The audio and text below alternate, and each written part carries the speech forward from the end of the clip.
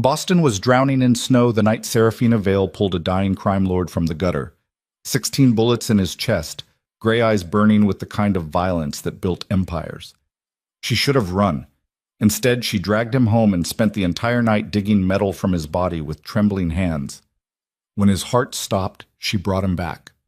What she didn't know, the man bleeding in her arms was Lucien Moretti, the ghost monarch himself, Boston's most feared syndicate king, and saving his life had just made her the most dangerous piece on a chessboard soaked in blood.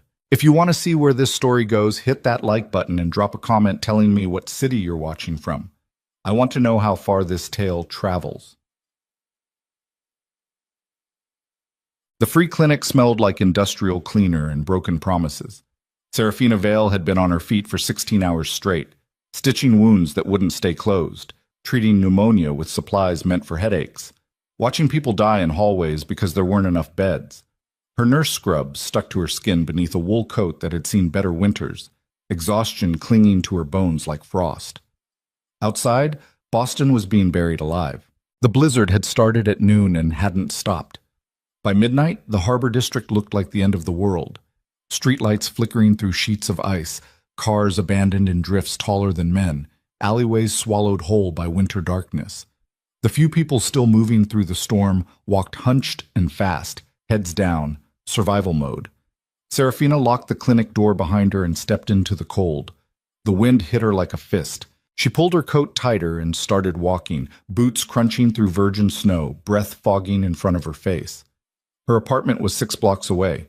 Might as well have been 60. The city had stopped running buses hours ago. Even the drug dealers had gone home. She was halfway down Wharf Street when she heard it. A groan. Weak, ragged, human. Serafina stopped. The wind screamed past her ears, drowning out everything except instinct. She turned slowly, scanning the frozen landscape, and that's when she saw the blood. Dark red, almost black against the snow. A trail leading behind a snowbank near the loading docks. Every rational part of her brain screamed to keep walking. This was the harbor district. People got shot here. People got dumped here. People who stopped to help usually joined them. But Serafina had spent her entire adult life ignoring the smart choice. She followed the blood. Behind the snowbank, half buried in ice and shadow, lay a man in a shredded black suit. His chest looked like something had tried to tear him apart from the inside out. Bullet wounds across his ribs, his shoulder, his abdomen, each one catastrophic. Blood pooled beneath him in the white pavement like the city itself had stabbed him open. His eyes were still open. Gray, cold, aware. "Don't," he rasped, voice barely a whisper. "Don't call the police." Serafina knelt beside him, her medical training kicking in before fear could catch up. She pressed shaking fingers against his throat, checking for a pulse. Thready, weak, fading. "You've been shot," she said, which was the dumbest thing she'd said all year. "You need a hospital." "No hospital." His hand shot out and grabbed her wrist with shocking strength for someone halfway to dead. "No police. No hospital." "Then you're going to die here." Better than the alternative. She stared at him, at the suit that probably cost more than her rent, at the tattoos crawling up his neck beneath the blood, at the way his eyes tracked her movements like a predator even now, bleeding out in a snowbank. This man wasn't a victim. He was something else entirely. "I can't move you alone," Serafina said. "You weigh too much, and I'm barely standing." "Then leave me." "Shut up." She stood, looked around the empty street, then made a decision that would ruin her entire life. "My place is 2 blocks away," she said. "If you can walk, I can get you there. But if you die on me, I'm dragging your corpse to the police station myself." Something that might have been a smile ghosted across his face. Deal. Getting him to his feet took 5 minutes and felt like lifting a corpse. He was heavy, solid muscle beneath the ruined suit, and every step left a trail of blood dark enough to see even in the blizzard. Serafina wrapped his arm around her shoulders and half dragged him through the storm, her boots slipping on ice, her lungs burning from the cold. He didn't make a sound, not when she accidentally jarred his wounds, not when they fell together in a snowdrift and she had to haul him back up, not when they finally reached the basement apartment beneath the laundromat, and she shoved him through the door into warmth that felt like violence after the frozen streets. The apartment was tiny. 1 room, cracked pipes rattling in the walls, a mattress on the floor, an ancient radio hissing jazz through static. The kind of place people ended up when the world had finished kicking them. Serafina locked the door and turned to find the stranger collapsed against the wall, breathing shallow, skin pale as paper. She'd saved lives before, but never like this. Never alone, in a basement apartment with rusted surgical tools and boiled water and sheer desperate hope. "What's your name?" she asked, dragging him toward the mattress. "Does it matter?" "I'd like to know who I'm about to watch die." He looked at her with those gray eyes, and for the first time, something human flickered behind the ice. "Lucien." "Serafina." She grabbed scissors and started cutting away his shirt. "Try not to bleed on my floor more than necessary." Beneath the fabric, his chest was a battlefield. 16 wounds. She counted them twice.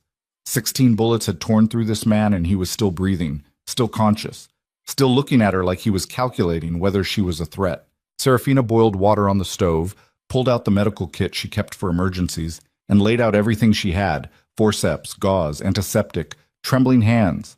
"This is going to hurt," she said. "Everything hurts." She started digging. The first bullet came out easy, lodged shallow in his shoulder.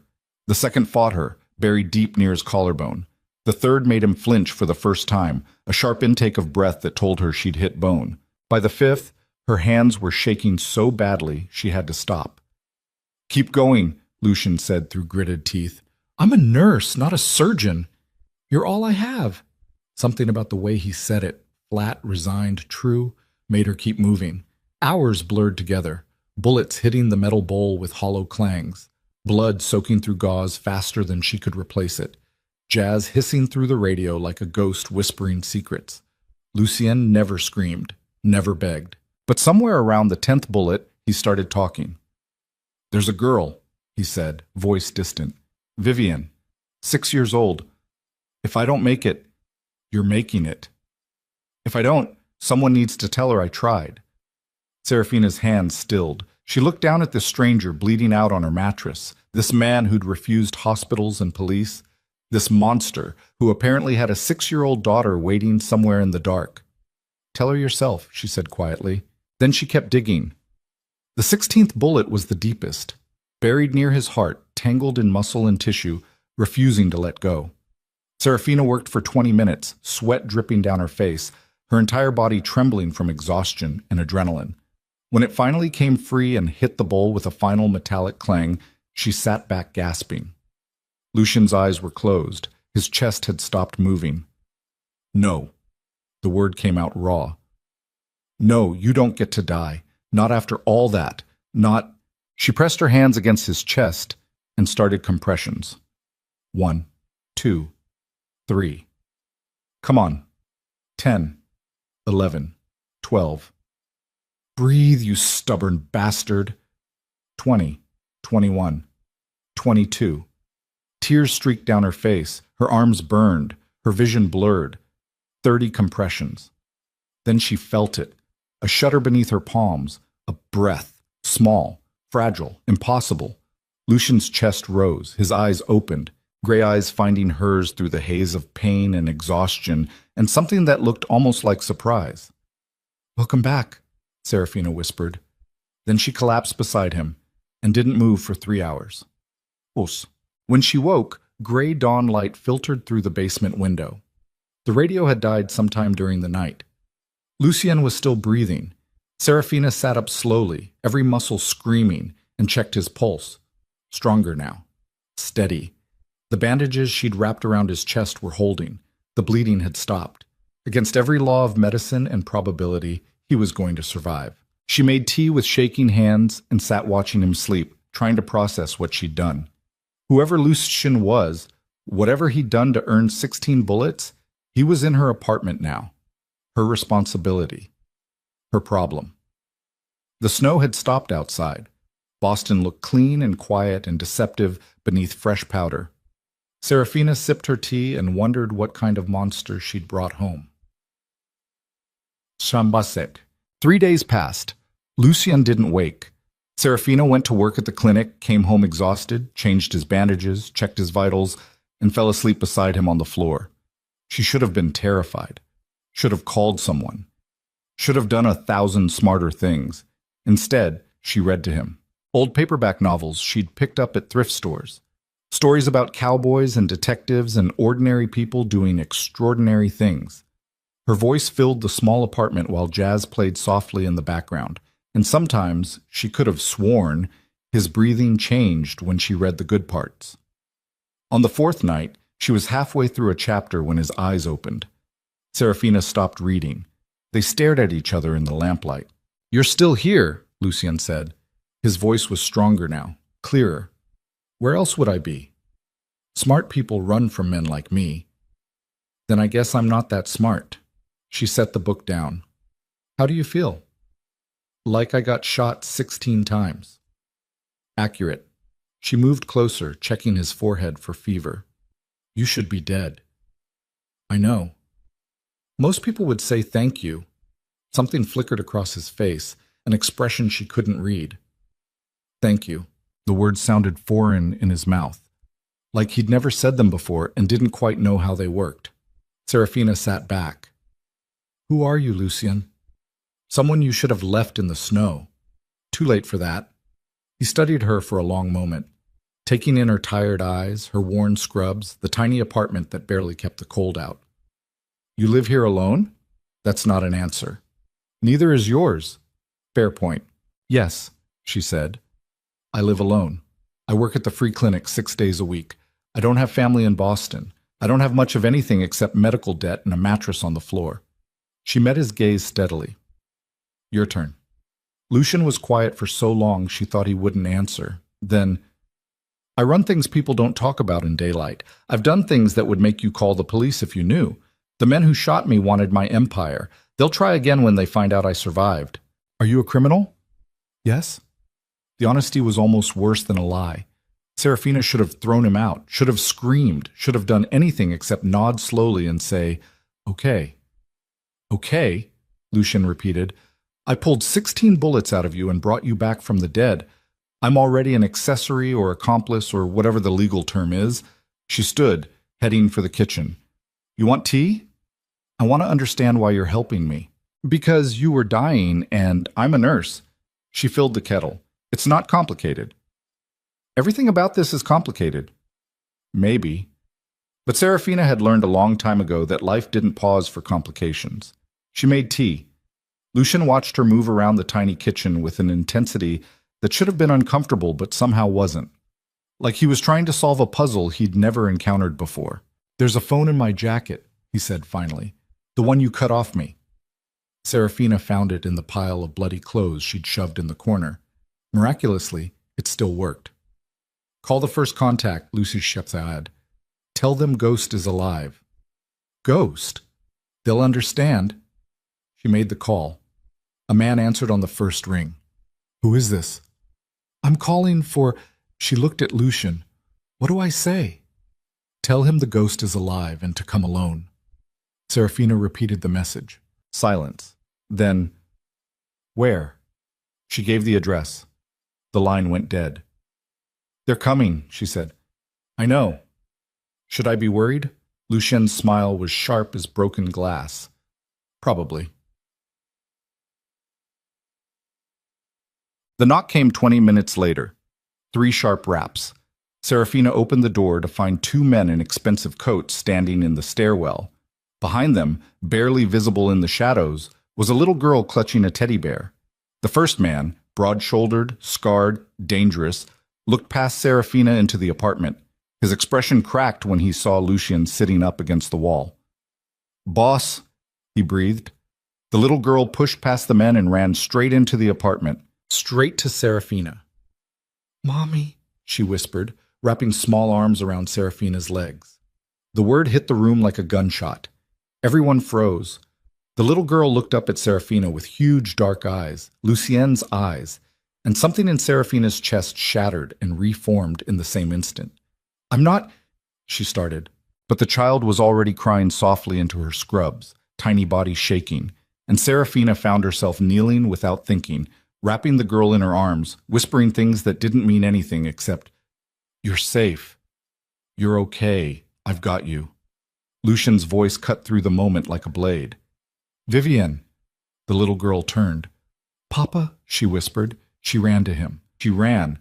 Lucian caught her with his good arm, pulling her close despite the pain it must have caused, his face transforming into something Serafina hadn't seen before. Love. Raw and desperate and terrifying. The scarred man stepped into the apartment. "We thought you were dead. Damien's people have been moving on the territory. The whole syndicate thinks—" "They think wrong." Lucian's voice hardened back into steel. "How bad?" "3 safe houses burned, 5 of our people dead. Damien's claiming the throne." Lucian's jaw tightened. Vivian pulled back, looking up at her father with worry far too old for 6 years. "You're hurt." "I'm okay, Princess." "You're lying." Despite everything, the blood, the danger, the empire crumbling, Lucian smiled. Maybe a little. Serafina watched this exchange feeling like she'd stepped into someone else's life. These people didn't belong in her world. This little girl with her expensive coat and her crime lord father and her eyes that had seen too much. "Miss Vale." She looked up. Lucian was watching her with an expression she couldn't read. "You saved my life," he said quietly. "That creates a debt." "I don't want—" "It's not about what you want. In my world, debts matter. They're currency, power, protection." He paused. "And right now, you're in danger." "Why?" "Because you know I'm alive. Because you've seen my face, my daughter, my people. Because the moment Damien finds out you exist, he'll come for you to get to me." The words settled over the room like ice. "So what do I do?" Serafina asked. Lucian looked at Vivian, then back at her. "You come with us." Boom. The Moretti estate rose from the frozen coastline like something out of a nightmare disguised as a dream. Glass and steel and stone carved into the cliffs overlooking Boston Harbor. Security gates that could stop tanks. Windows that probably cost more than Serafina's entire life. The kind of place where empires were built and enemies disappeared. Beautiful. Lifeless. A cathedral for ghosts. Serafina stood in the marble entryway feeling like she'd been dropped into a foreign country where she didn't speak the language. Vivian held her hand. That was the only thing keeping her from running. "Your rooms are upstairs," Lucian said. He was standing now, bandaged and pale, but steady. "Everything you need will be provided. Don't leave the grounds without security. Don't talk to anyone outside the household." "Am I a prisoner?" "You're under protection." "Same thing." His mouth twitched. "Maybe." A woman appeared, older, stern, wearing a housekeeper's uniform. "I'll show you to your quarters." Vivian tugged at Serafina's hand. "You'll stay, right?" The hope in that small voice was unbearable. "I'll stay," Serafina heard herself say. The little girl smiled. It was the first real smile Serafina had seen from her. The room they gave her could have fit her entire apartment inside it twice. King bed, silk sheets, windows overlooking the Atlantic. A bathroom with heated floors and a tub the size of a small pool. Serafina sat on the edge of the bed and tried not to cry. This wasn't her life. These weren't her people. But when she looked down at her hands, still stained with Lucian's blood despite washing them 20 times, she knew there was no going back. She'd made her choice in the snow. Everything else was just aftermath. A knock at the door made her jump. "Come in." Vivian slipped inside, still clutching her teddy bear. She'd changed into pajamas, pink and soft and normal except for the sadness in her eyes. "Can't sleep?" Serafina asked. The girl shook her head. "Want to sit with me?" Vivian climbed onto the bed without hesitation, curling against Serafina's side like she'd done it 1,000 times before. They sat in silence. The ocean breathed against the cliffs. "My real mommy died," Vivian said quietly. Serafina's throat tightened. "I know, sweetheart. Papa says she's in heaven, but I don't think heaven is real." "Why not?" "Because if it was, she would have come back for me." The logic was heartbreaking and perfect. "Sometimes," Serafina said carefully, "people can't come back even when they want to. That doesn't mean they didn't love you." "Did you love someone who couldn't come back?" The question hit harder than expected.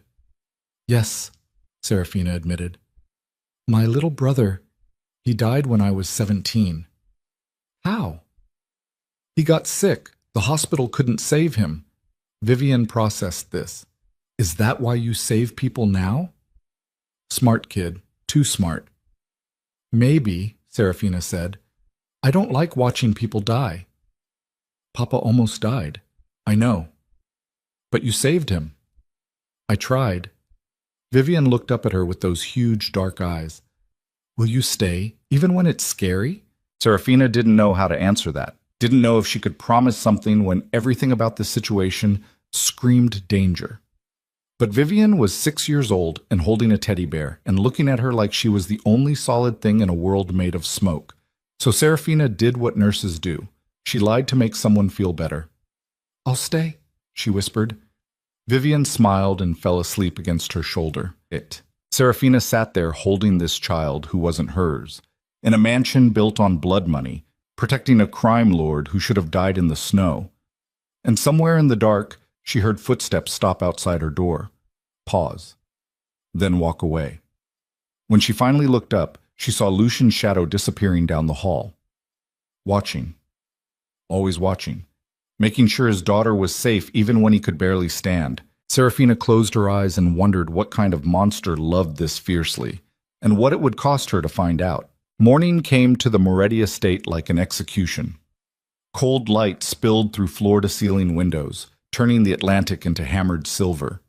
Serafina woke with Vivian still curled against her side, small body warm and trusting in a way that made Serafina's chest ache.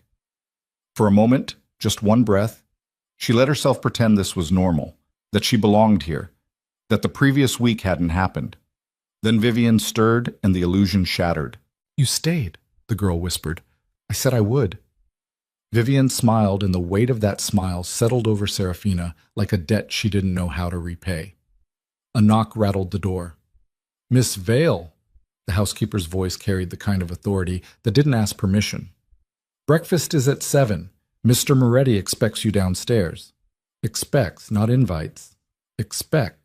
Serafina helped Vivian get dressed, watching the little girl navigate buttons and zippers with the mechanical efficiency of someone who'd learned to do everything alone, and followed her down hallways that felt more like museum corridors than a home. Marble floors, abstract art that probably cost more than most people earned in a lifetime. Security cameras tucked into corners like mechanical eyes watching everything. The dining room was worse. A table built for 20 sat mostly empty. Lucien occupied the head, dressed in black despite his injuries, looking like death wearing expensive tailoring. 3 men flanked him, the scarred one from last night, and 2 others who radiated violence the way normal people radiated warmth. They all stopped talking when Serafina entered. Sit, Lucien said.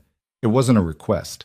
Serafina sat. Vivian climbed into the chair beside her father, small and quiet, and Serafina watched something shift in Lucian's expression, softness bleeding through the steel for just a second before the mask returned. Coffee? A server appeared at Serafina's elbow. Please? The scarred man cleared his throat. Boss, about the situation. Not now, Marcus.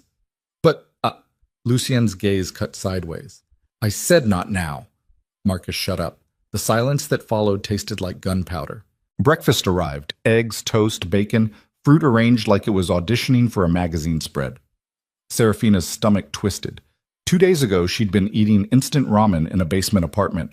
Now she was sitting in a crime lord's mansion pretending this was normal. Eat, Lucian said, watching her. I'm not hungry. You haven't eaten in 4 days except coffee and anxiety. Eat. How did he know that?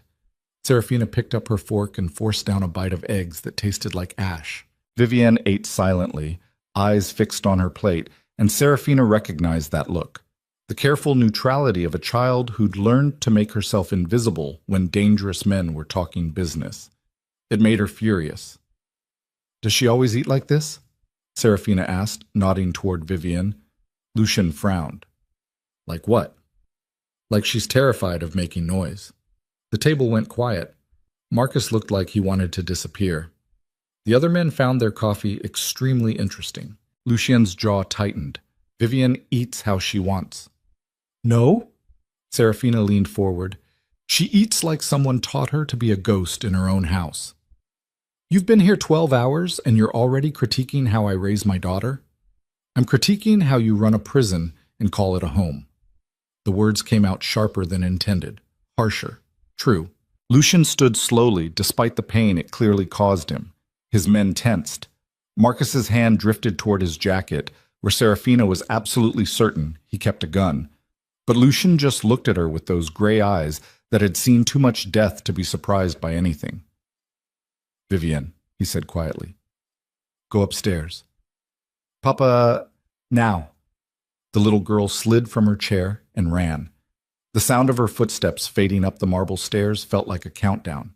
When they were alone, or as alone as you could be with 3 armed men pretending not to listen, Lucien spoke. "You don't know anything about my life. I know you got shot 16 times and your daughter calls strange women mommy because she's desperate for someone to act like they care. I care. Then show her." "I keep her alive," Lucian said, voice dropping to something dangerous. "In my world, that's love. In any world, that's the bare minimum." He moved around the table toward her and Serafina's instincts screamed to run. But she'd spent years in emergency rooms staring down angry patients and their angrier families. She knew how to hold ground even when her knees wanted to buckle. Lucien stopped inches away, close enough that she could see the exhaustion carved into his face, the pain he was hiding, the bandages beneath his shirt slowly soaking through with blood because he was standing when he should be in bed. "You think you understand," he said softly. "You think you saved some tragic figure who just needs kindness. But I'm not broken, Serafina. I'm exactly what I chose to become." "Then choose better." "It's not that simple. It never is." They stared at each other. The dining room felt like a battlefield waiting for the first shot. Finally, Lucian stepped back. "Marcus will assign you security," he said. "Don't leave the estate. Don't contact anyone outside. Don't make me regret keeping you alive." Then he walked out. His men followed like shadows. Serafina sat alone at the massive table surrounded by uneaten food and the echo of her own heartbeat, wondering what the hell she'd gotten herself into. Sag. The estate had rules.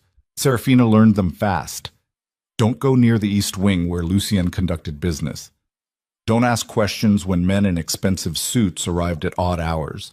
Don't acknowledge the blood that sometimes appeared on marble floors overnight. Don't comment on the security cameras.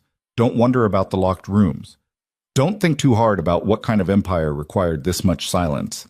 She spent the first week trying to stay invisible. It didn't work. Vivienne found her everywhere. In the library where Serafina tried to read. In the kitchen where she attempted to make coffee without servants appearing like ghosts. In the garden where snow still clung to dead roses and the ocean crashed against cliffs far below. The little girl followed her like gravity. "Tell me a story," Vivienne would whisper. So Serafina did. Stories about nurses who fought death with bare hands. About cities that came alive at night. About ordinary people who did extraordinary things, not because they were heroes, but because someone needed help and they happened to be there. Vivienne listened like each word was precious. "Your stories are better than the ones Papa tells," she said one afternoon while they sat in the garden watching seabirds fight the wind. "What kind of stories does your father tell?" "Ones with monsters." "Do the monsters win?" Vivienne looked at her with those 2 old eyes. "Always." Serafina pulled the girl closer, wrapping her coat around both of them against the cold. "Not in my stories," she said. "In mine, people fight back." Dieg. Lucien watched them from his office window. He told himself it was security protocol, making sure his daughter was safe, that Serafina wasn't a threat. But the truth was harder to swallow. He couldn't stop watching the way Serafina made Vivienne laugh. Real laughter. The kind that echoed through hallways built for silence. The way his daughter ran to this stranger instead of hiding. The way the mansion felt less like a mausoleum when Serafina moved through it. It terrified him. "Boss!" Marcus appeared in the doorway. "Damien's people hit another location. The docks. 4 dead." Lucian turned from the window. "Ours or theirs?" "Ours." He let the anger rise and then crushed it back down. Emotion was weakness. Weakness was death. He'd learned that lesson young and bloody. Tell Victor to pull everyone back to defended positions. No retaliation yet. They think you're weak, Marcus said carefully. Word is spreading that the ghost got lucky, that you're hiding instead of fighting. Let them think that. For how long? Good question. Lucien looked back out the window where Serafina was teaching Vivian to build a snowman. His daughter's laughter carried on the wind, clear and bright and absolutely foreign to this house.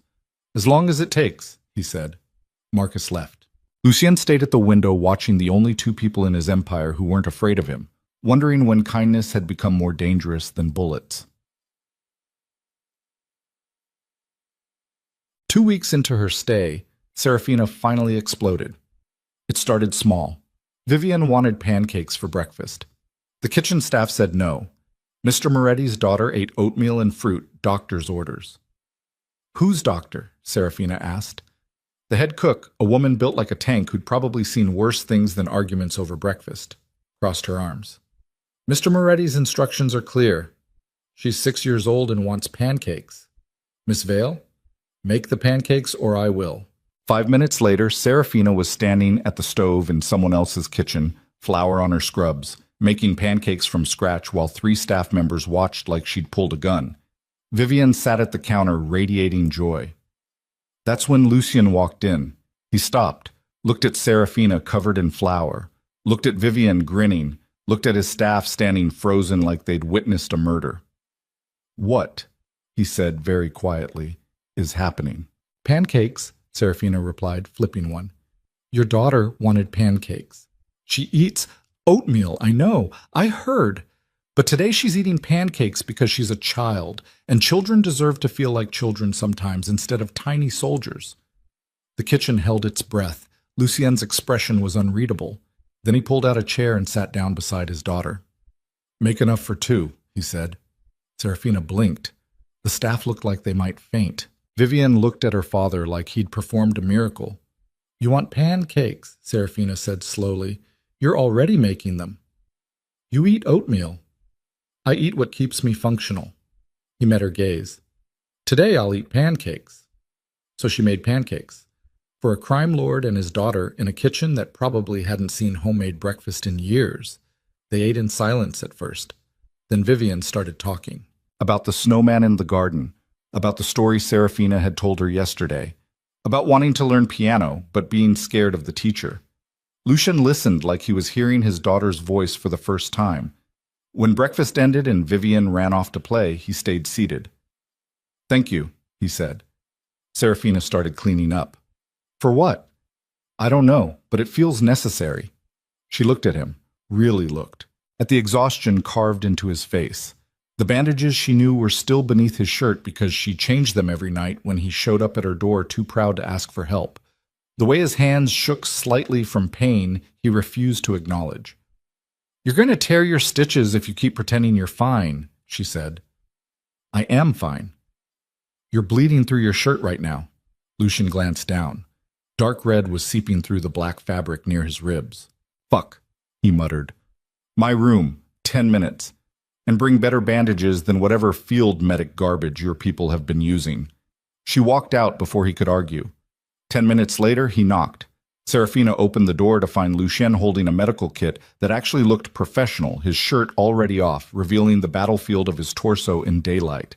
The stitches on his left side had torn. Jesus, she breathed. What did you do?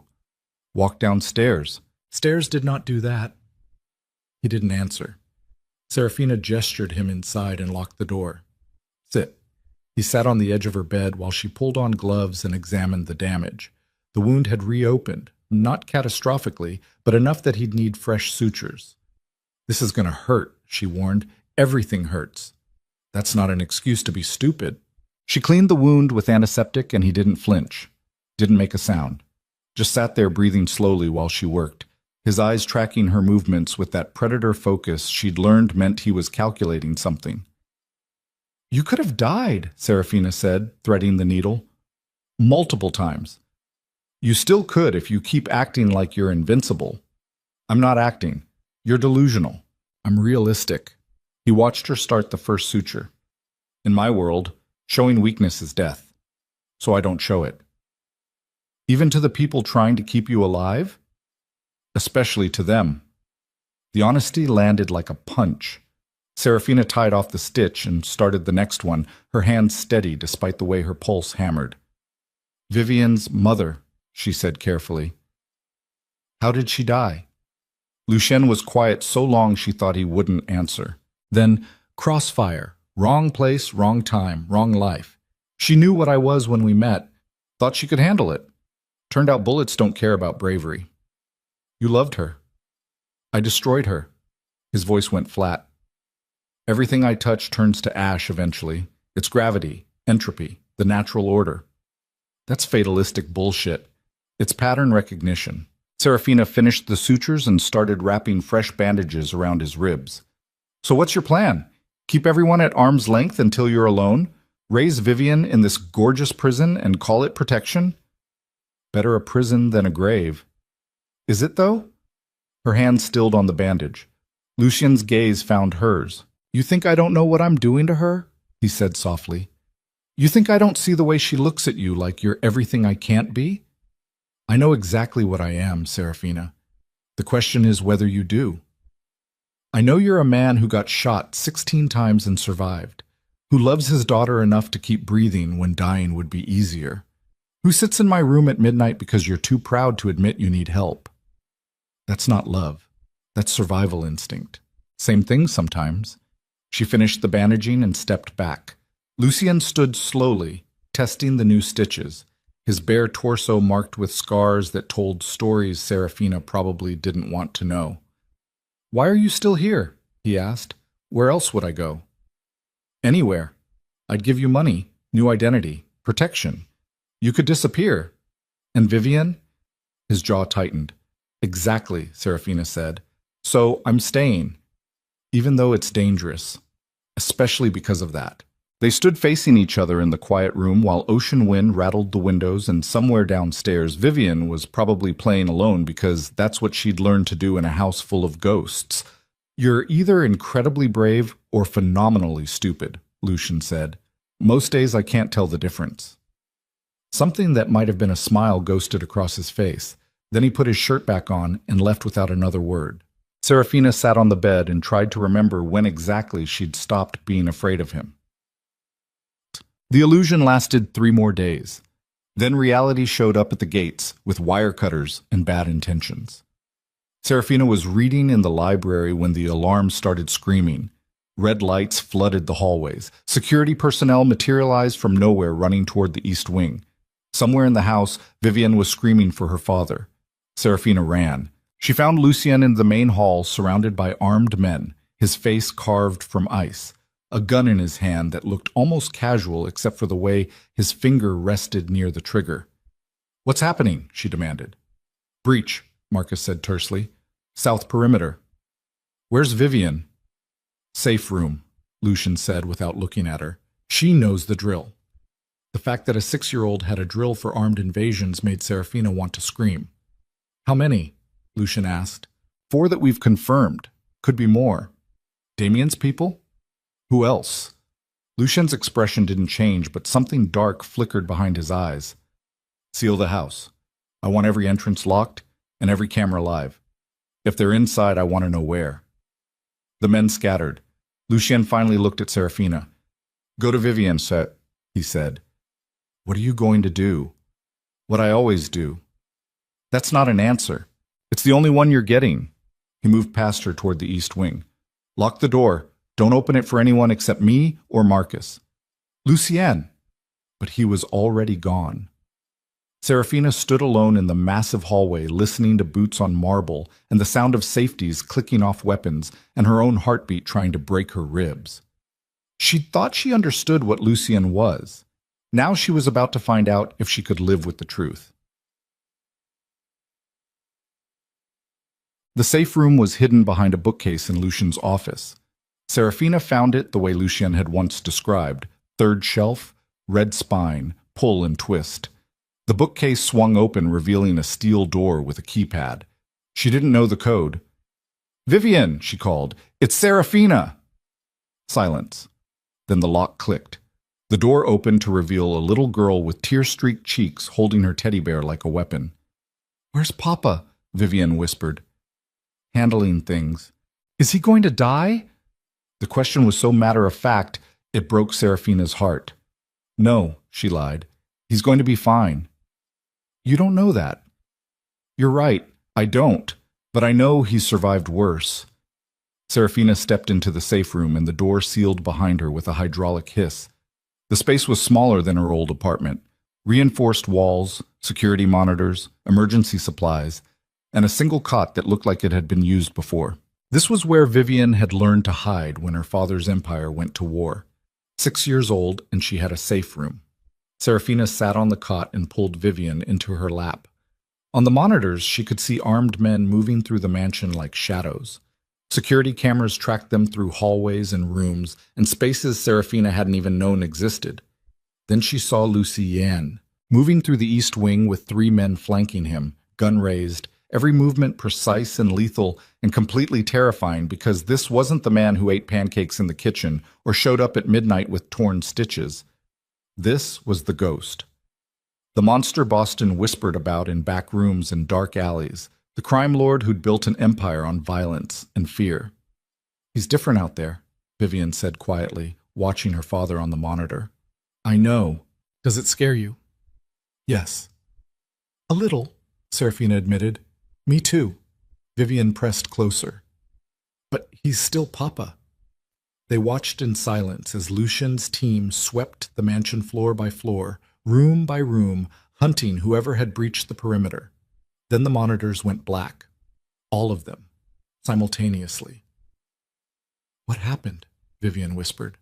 Serafina's training kicked in. Power failure. Backup generators should... The lights in the safe room flickered. Died. Emergency lighting came up, casting everything in red. Stay close to me, Serafina said, pulling Vivian tighter. Footsteps echoed outside the safe room. Heavy, wrong, too many. Someone tried the door handle, the lock held. Then a voice filtered through the steel, male, amused, deadly. Cute hiding spot, but we have the schematics. Every room, every door, every little secret the ghost thought he buried.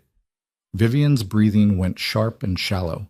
Serafina covered the girl's mouth gently and pulled her toward the back corner of the safe room where the shadows were deepest. Tell Moretti we're taking what matters, the voice continued. He'll have 12 hours to make the trade. The girl for the territories. The girl. They were here for Vivian. Serafina's mind raced through options. The safe room was designed to hold against assault, but not indefinitely. Lucien was somewhere in the mansion fighting his own battle. Help wasn't coming. They were alone. Blow it, the voice said. Sir, the child... Damien wants her alive. He didn't say anything about comfortable. Serafina's blood went ice cold. She looked around the safe room, searching for anything that could be used as a weapon. Emergency supplies, medical kit, bottled water. Nothing. They were trapped. Then she saw it. An air vent near the ceiling, too small for her. Just big enough for a 6-year-old. Vivian, she whispered, I need you to be very brave. The little girl looked up at her with those huge dark eyes. The vent, Serafina said. Can you fit through it? I don't know. If I lift you up, can you try? Vivian nodded. The sound of drilling started at the safe room door. Serafina grabbed the cot and dragged it beneath the vent, climbed up, pulled Vivian up after her. The girl weighed almost nothing, too thin, too fragile, too young for any of this. Listen to me, Serafina said urgently. You're going to crawl through that vent until you find another opening. Don't stop. Don't make noise. Don't come back.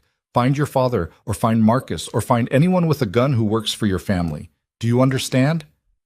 What about you? I'll be right behind you.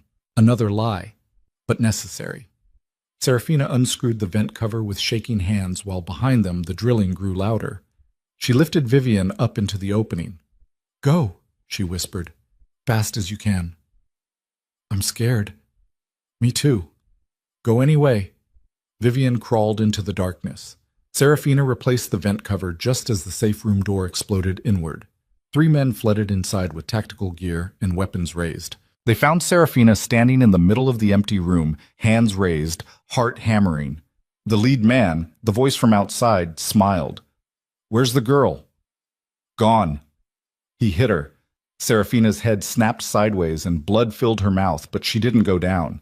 Years of standing through double shifts and emergency room chaos had taught her how to absorb impact. Where is the girl? I said gone. He raised his hand again. Wait. One of the other men gestured to the vent. Too late, Serafina thought. Too late. Check it. The man dragged the cot over and peered into the vent. It goes deep. She could be... Then go after her. It's too small. The lead man turned back to Serafina. Clever, he said, but useless. We own this house now. She's not getting out. Then he smiled and Serafina saw her death in that expression. Damien said the girl comes alive, he continued. Didn't say anything about you. He raised his gun. Serafina closed her eyes. Thought about Vivian crawling through darkness. About Lucian somewhere fighting his own war. About the choices that had led her from a basement apartment to a crime lord's mansion to this moment with a barrel pressed against her forehead. About how she'd do it all again anyway because some people were worth dying for, even when logic said, run. The gunshot sounded like the end of the world, but Serafina didn't fall. The man with the gun did. Blood sprayed across the safe room as he collapsed. Behind him stood Lucian, face spattered with red, gun smoking, eyes absolutely empty of everything except violence. He shot the second man before he could raise his weapon, shot the third man while he was reaching for his radio. 3 bodies. 3 seconds. 3 shots so clean they could have been choreographed. Then Lucien looked at Serafina and something human flickered back into his eyes. Where's Vivienne? Serafina pointed at the vent. Lucien was moving before she finished explaining, ripping the vent cover off, calling into the darkness. Princess, it's Papa. Come back. Silence. Then a small voice echoed through the metal shaft. Papa? I'm here. Come back to me. Serafina heard scrambling. Moments later, Vivian's face appeared in the vent opening. Lucian pulled her out and held her so tight the little girl squeaked. I was brave, Vivian whispered into his shoulder. Like Serafina said. You were perfect. Lucian kissed her forehead, then looked at Serafina over his daughter's head. No words, just a look that said everything. Thank you. I'm sorry. This is who I am. Serafina nodded once. Understanding passing between them in the red emergency light surrounded by corpses and gun smoke and the wreckage of the illusion that any of them could ever be normal. Boss! Marcus appeared in the doorway. We got them all. 5 hostiles down. The rest retreated. Casualties? 2 of ours wounded. None dead. Secure the perimeter. I want every inch of this property swept. If they left anything behind, cameras, bugs, explosives, I want it found. Marcus nodded and left. Lucien set Vivian down carefully, his hands lingering on her shoulders like he needed to confirm she was real. Go with Marcus, he said gently. Let him check you for injuries. I'm okay, Papa. I know. Let him check anyway. Vivian looked at Serafina. Serafina forced a smile. I'll be right there. The little girl left. Alone now except for the bodies, Lucien turned to face Serafina fully. They came for her, he said. His voice was completely flat, emotionless. The tone of someone delivering a weather report instead of discussing his daughter's attempted kidnapping. Damien sent them to take Vivian, use her as leverage, force me to give up territory. I know. This is my world, Serafina. This is what you signed up for when you pulled me out of the snow. I know that too. Do you? He stepped closer. Because it's going to get worse. Damien won't stop. He'll keep coming, keep escalating, keep using every weakness he can find until one of us is dead. Then kill him first. The words came out before she could stop them. Cold, practical, monstrous. Lucien stared at her. That's your advice? Kill him? You're asking a nurse who spent 16 hours digging bullets out of you to suddenly develop moral qualms about violence? Serafina laughed, and it sounded broken. I crossed that line the second I didn't call the police. I crossed it again when I came here. And I definitely crossed it when I sent a 6-year-old into an air vent to escape armed kidnappers. So, yeah, kill him before he kills you, before he takes Vivian, before any of this gets worse. You don't mean that. I mean it more than I've meant anything in my life. They stood in the red light surrounded by death. This changes you, Lucien said quietly. Violence, blood, survival. It changes who you are until you can't remember what you were before. Then I'll change. Serafina met his gaze. I've changed before. I can do it again. Not like this. You don't get to decide what I can handle. Trying to protect you. By keeping me at arm's length? By pretending I don't see what you are? By treating me like I'm made of glass? She shook her head. I'm still standing, Lucien. After everything. I'm still here. That should tell you something. It tells me you're dangerous. Good. Be scared of me. At least it's honest. Something shifted in his expression. Recognition, maybe. Or respect. Or something darker that made Serafina's pulse kick despite the bodies cooling at their feet. If you stay, Lucien said slowly, you stay all the way. No more illusions. No more pretending this is temporary. You'll be part of this world, my world, and everything that comes with it. I already am. Then prove it. He pulled a gun from his jacket and held it out to her. Serafina looked at the weapon, at Lucien's blood-spattered face, at the bodies on the floor, at the choice she'd known was coming since the moment she dragged a dying man out of the snow. She took the gun. It was heavier than expected, colder, real in a way that made her hands shake. Safety's here, Lucien said, showing her. Trigger pulls smooth. Aim center mass. Shoot until the threat stops moving. I know how guns work. Knowing and using are different things. Then teach me. The words hung between them like a promise, like a confession, like the exact moment Serafina Vale stopped being a nurse who made bad decisions and became something else entirely. Lucien smiled, and for the first time since she'd met him, it reached his eyes. Tomorrow, he said, when the sun comes up and Vivian's asleep and the blood's been cleaned from the floors, I'll teach you how to survive in a world that wants you dead. Why wait until tomorrow? Because tonight I need to bury 5 men and explain to my daughter why her home isn't safe anymore, and because you need to decide if you really meant what you just said. He walked out, left Serafina standing alone with a gun in her hands, and the taste of blood in her mouth, and the absolute certainty that she'd just crossed a line she could never uncross. She should have been terrified, should have been sick, should have been anything except the cold clarity settling over her like armor.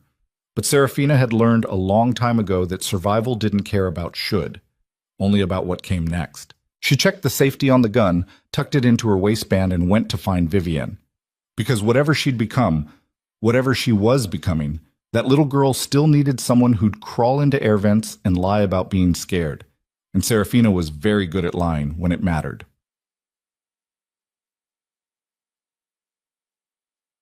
Three days later, Damien Voss received a package at his penthouse. Inside was a photograph. Serafina Vale standing in the Moretti Mansion's gun range, weapon raised, target shredded behind her. And written on the back in Lucien's handwriting, "She's mine now. Come and take her." Damien looked at the photograph for a long time. Then he smiled and started planning how to burn Lucien Moretti's entire world to ash. The gun range in the Moretti estate's basement smelled like cordite and old concrete. Serafina stood with her feet shoulder-width apart, weapon raised, hands steady despite the way her heart hammered against her ribs. The target downrange was already shredded, center mass obliterated by rounds she'd fired with increasing accuracy over the past week. Lucien stood behind her, close enough that she could feel the heat radiating off his body, his voice low in her ear. Again, she fired. The recoil kicked through her arms like a living thing, but she controlled it, absorbed it, let muscle memory take over the way Lucien had taught her. The target acquired a fresh hole exactly where she'd aimed. "Better," Lucien said, "but you're still thinking too much. When someone's coming at you, thought gets you killed. Instinct keeps you breathing. Instinct says run. Then we're retraining your instincts." He moved around to face her, taking the gun from her hands and checking the chamber with practiced efficiency. His fingers brushed hers, and Serafina felt the contact like electricity despite the clinical nature of the touch. 3 weeks. That's how long she'd been living in this mansion, learning to shoot, to fight, to survive in a world where violence was currency and hesitation was fatal. 3 weeks since the breach. 3 weeks since she'd stopped being a nurse and started becoming something else. Something harder, colder, necessary. "You're getting good at this," Lucien said, handing the gun back. "That should worry you. Everything about this worries me. But you're still here. Where else would I go?" It had become their refrain. A question neither of them could answer honestly, because the truth was too complicated and too simple at the same time. She stayed because of Vivian. She stayed because leaving felt like abandoning something unfinished. She stayed because somewhere between digging bullets from Lucien's chest and learning to fire them herself, the mansion had stopped feeling like a prison and started feeling like the only place she understood. "Damien's been quiet," Lucien said, changing the subject. "Too quiet. Maybe he's planning." "Definitely planning." He leaned against the shooting bench, arms crossed, exhaustion carved into his face, despite the careful neutrality of his expression. "The question is what?" "You could ask him. I could put a bullet in him." "That too." Lucien smiled without warmth. "You're developing a concerning bloodthirst for someone who used to save lives." "I still save lives, just different ones now." The basement door opened and Marcus appeared, his expression grim enough to make Serafina's stomach drop. "Boss, we got a problem." The problem was waiting in Lucien's office. A woman. Mid-40s, expensive suit, briefcase that probably cost more than Serafina's entire nursing school education. She stood by the window overlooking the Atlantic with the kind of confidence that came from holding cards nobody else knew existed. "Mr. Moretti," she said without turning, "thank you for seeing me. I don't recall inviting you." "You didn't, but I think you'll want to hear what I have to say." She turned finally, and Serafina recognized the look in her eyes. Lawyer, predator, threat. "My name is Catherine Wells. I represent the estate of Margaret Ashford." Lucien went very still, the kind of still that meant violence was about to happen. "Margaret's dead," he said flatly. "Yes, 3 years ago. Cancer." Catherine opened her briefcase. But before she died, she made certain arrangements regarding her granddaughter's custody. The room temperature dropped 20 degrees. "Get out," Lucien said. "I'm afraid I can't do that." Catherine pulled out a document and set it on the desk. "This is a court order granting Margaret Ashford's estate temporary custody of Vivian Moretti, pending a full hearing on parental fitness." Serafina's medical training kicked in, checking Lucien's hands for tremors, his breathing for changes, any sign he was about to explode, but he just stood there radiating controlled fury. "On what grounds?" he asked quietly. "On the grounds that a 6-year-old child was nearly kidnapped from her home 3 weeks ago due to her father's criminal activities. On the grounds that said child has been living in what can only be described as an armed compound. On the grounds that CPS has received multiple anonymous tips about an unsafe environment." "Anonymous tips from whom?" Catherine smiled. "You know I can't reveal that." But Serafina knew. Everyone in that room knew. Damien. This was Damien's play. "You have 72 hours, Catherine continued. "After that, if you haven't surrendered Vivian voluntarily, federal marshals will come for her, and given your history, Mr. Moretti, I imagine they'll come prepared for resistance." "You walk into my house," Lucien said, voice dropping to something lethal, "and threaten to take my daughter, and you think you're walking back out?" Marcus moved toward the door, blocking the exit. Catherine didn't flinch. "If I don't check in with my office in 30 minutes, that court order becomes a warrant for your arrest on kidnapping and custodial interference charges. You'll be in federal custody by nightfall, and Vivian will be removed by force." She picked up her briefcase. 72 hours, Mr. Moretti. Use them wisely."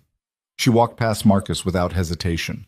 The door closed behind her. Silence filled the office like poison gas. Then Lucien picked up a crystal decanter and hurled it against the wall. Glass exploded. Whiskey streamed down expensive wallpaper. "Boss!" Marcus started. "Get out! We can fight this. We can—" "I said get out!" Marcus left. Serafina stayed. She watched Lucien stand amid the wreckage of his control, breathing hard, hands clenched into fists, every muscle vibrating with rage he couldn't unleash because the enemy was a lawyer with paperwork instead of a man with a gun. "This is Damien," she said quietly. "I know." He's using the system against you. I know. So what are we going to do? Lucien looked at her, and for the first time since she'd met him, she saw something in his eyes that looked like fear. I don't know. That night, Serafina found Vivian in the library. The little girl sat curled in an oversized chair reading a book about birds, her teddy bear tucked under one arm, completely unaware that her entire world was about to implode. Hey, princess, Serafina said softly. Vivian looked up and smiled. Serafina, look, this one's called a puffin. They look silly. They do. Serafina sat down beside her. Can we talk about something? The smile faded. Kids always knew. Somehow they always knew when adults were about to deliver bad news. What's wrong? Vivian whispered. Serafina had rehearsed this conversation a dozen times in her head. None of the scripts worked, so she went with the truth. There are some people who think you'd be safer living somewhere else for a little while. Away from Papa? Yes. Why? Because they're scared that living here is dangerous for you. Vivienne processed this with the terrible wisdom of a child who'd grown up in violence. Is it because of the bad men who came? She asked. Partly. But Papa keeps me safe. I know he does. Then why do I have to leave? The question broke Serafina's heart. Sometimes, she said carefully, grown-ups make decisions that don't make sense to kids. This is one of those times. I don't want to go. I know, sweetheart. Will you come with me? The hope in that question was unbearable. I don't think they'll let me, Serafina admitted. Vivian's eyes filled with tears. I don't want to go without you, or Papa. I don't want to go at all. She started crying. Quiet, hitching sobs that shook her small frame. Serafina pulled her close and held her while the little girl cried into her shoulder, and somewhere in the back of her mind she was making calculations. Measuring options, weighing consequences, becoming exactly what Lucien had warned her about. Someone who'd do terrible things for the people she loved.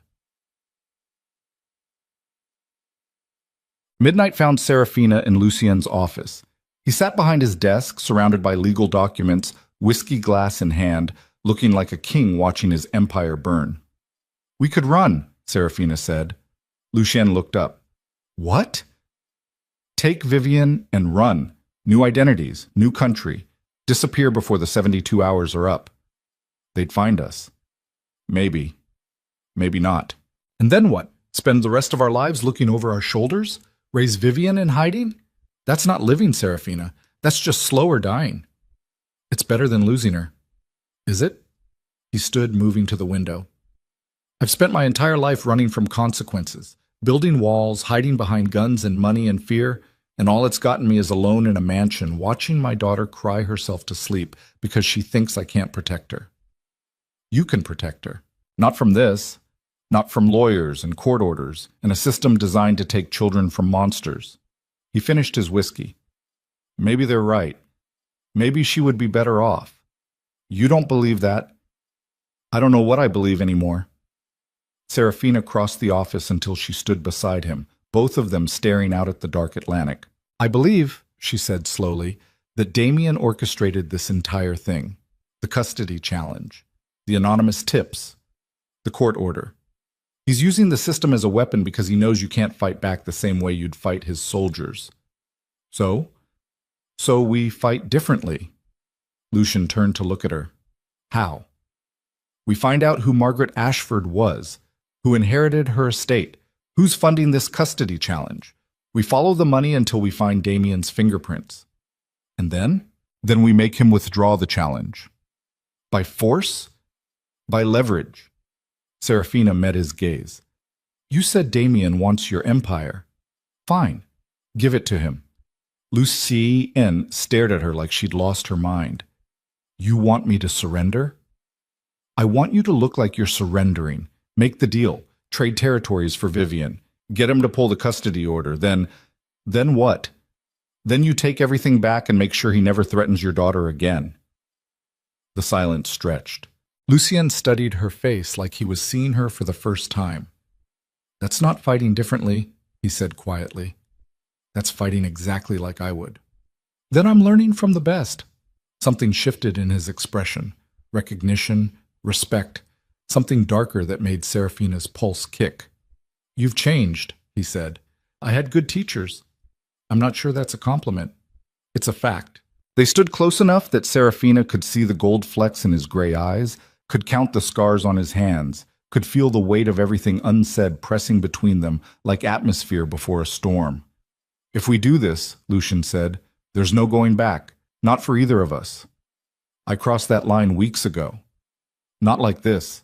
This is declaring war, on Damien, on his entire organization, on anyone who thinks they can use my daughter as leverage." "Good. Let them know. People will die." They were going to die anyway. At least this way it's the right people. Lucian smiled, sharp and cold and absolutely lethal. "Okay," he said. "We'll do it your way. But first, we need information.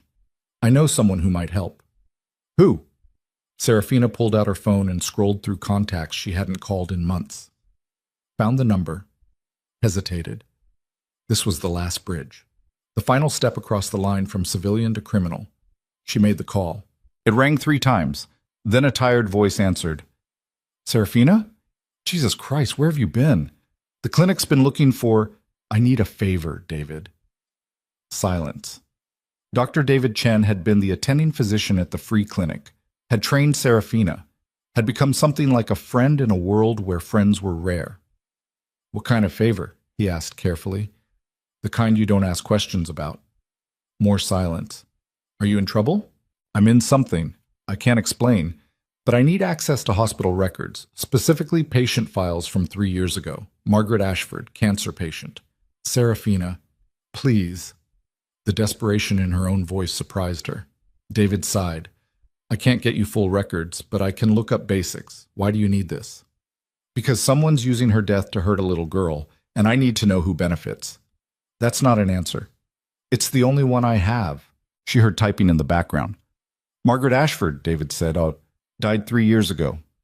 Pancreatic cancer. Affluent family. Estate went to—" "Huh.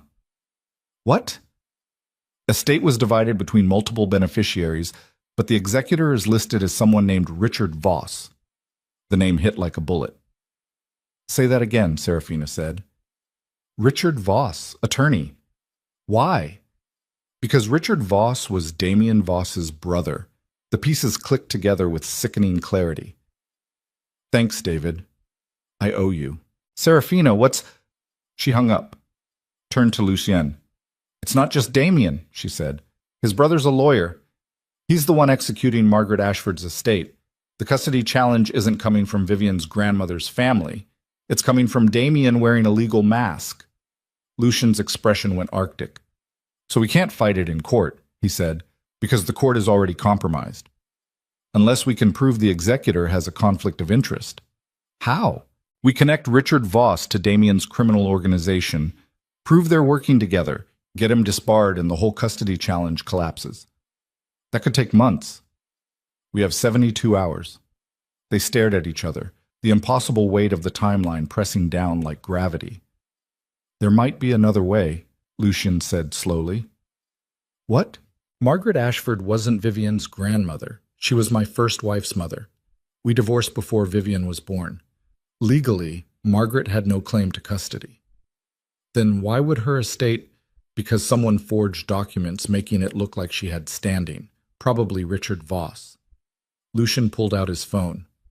"I need to make a call." He dialed. Waited.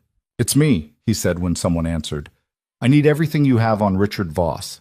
Financial records, client lists, anyone he's talked to in the past 6 months, because I'm about to destroy his entire life and I want to do it thoroughly."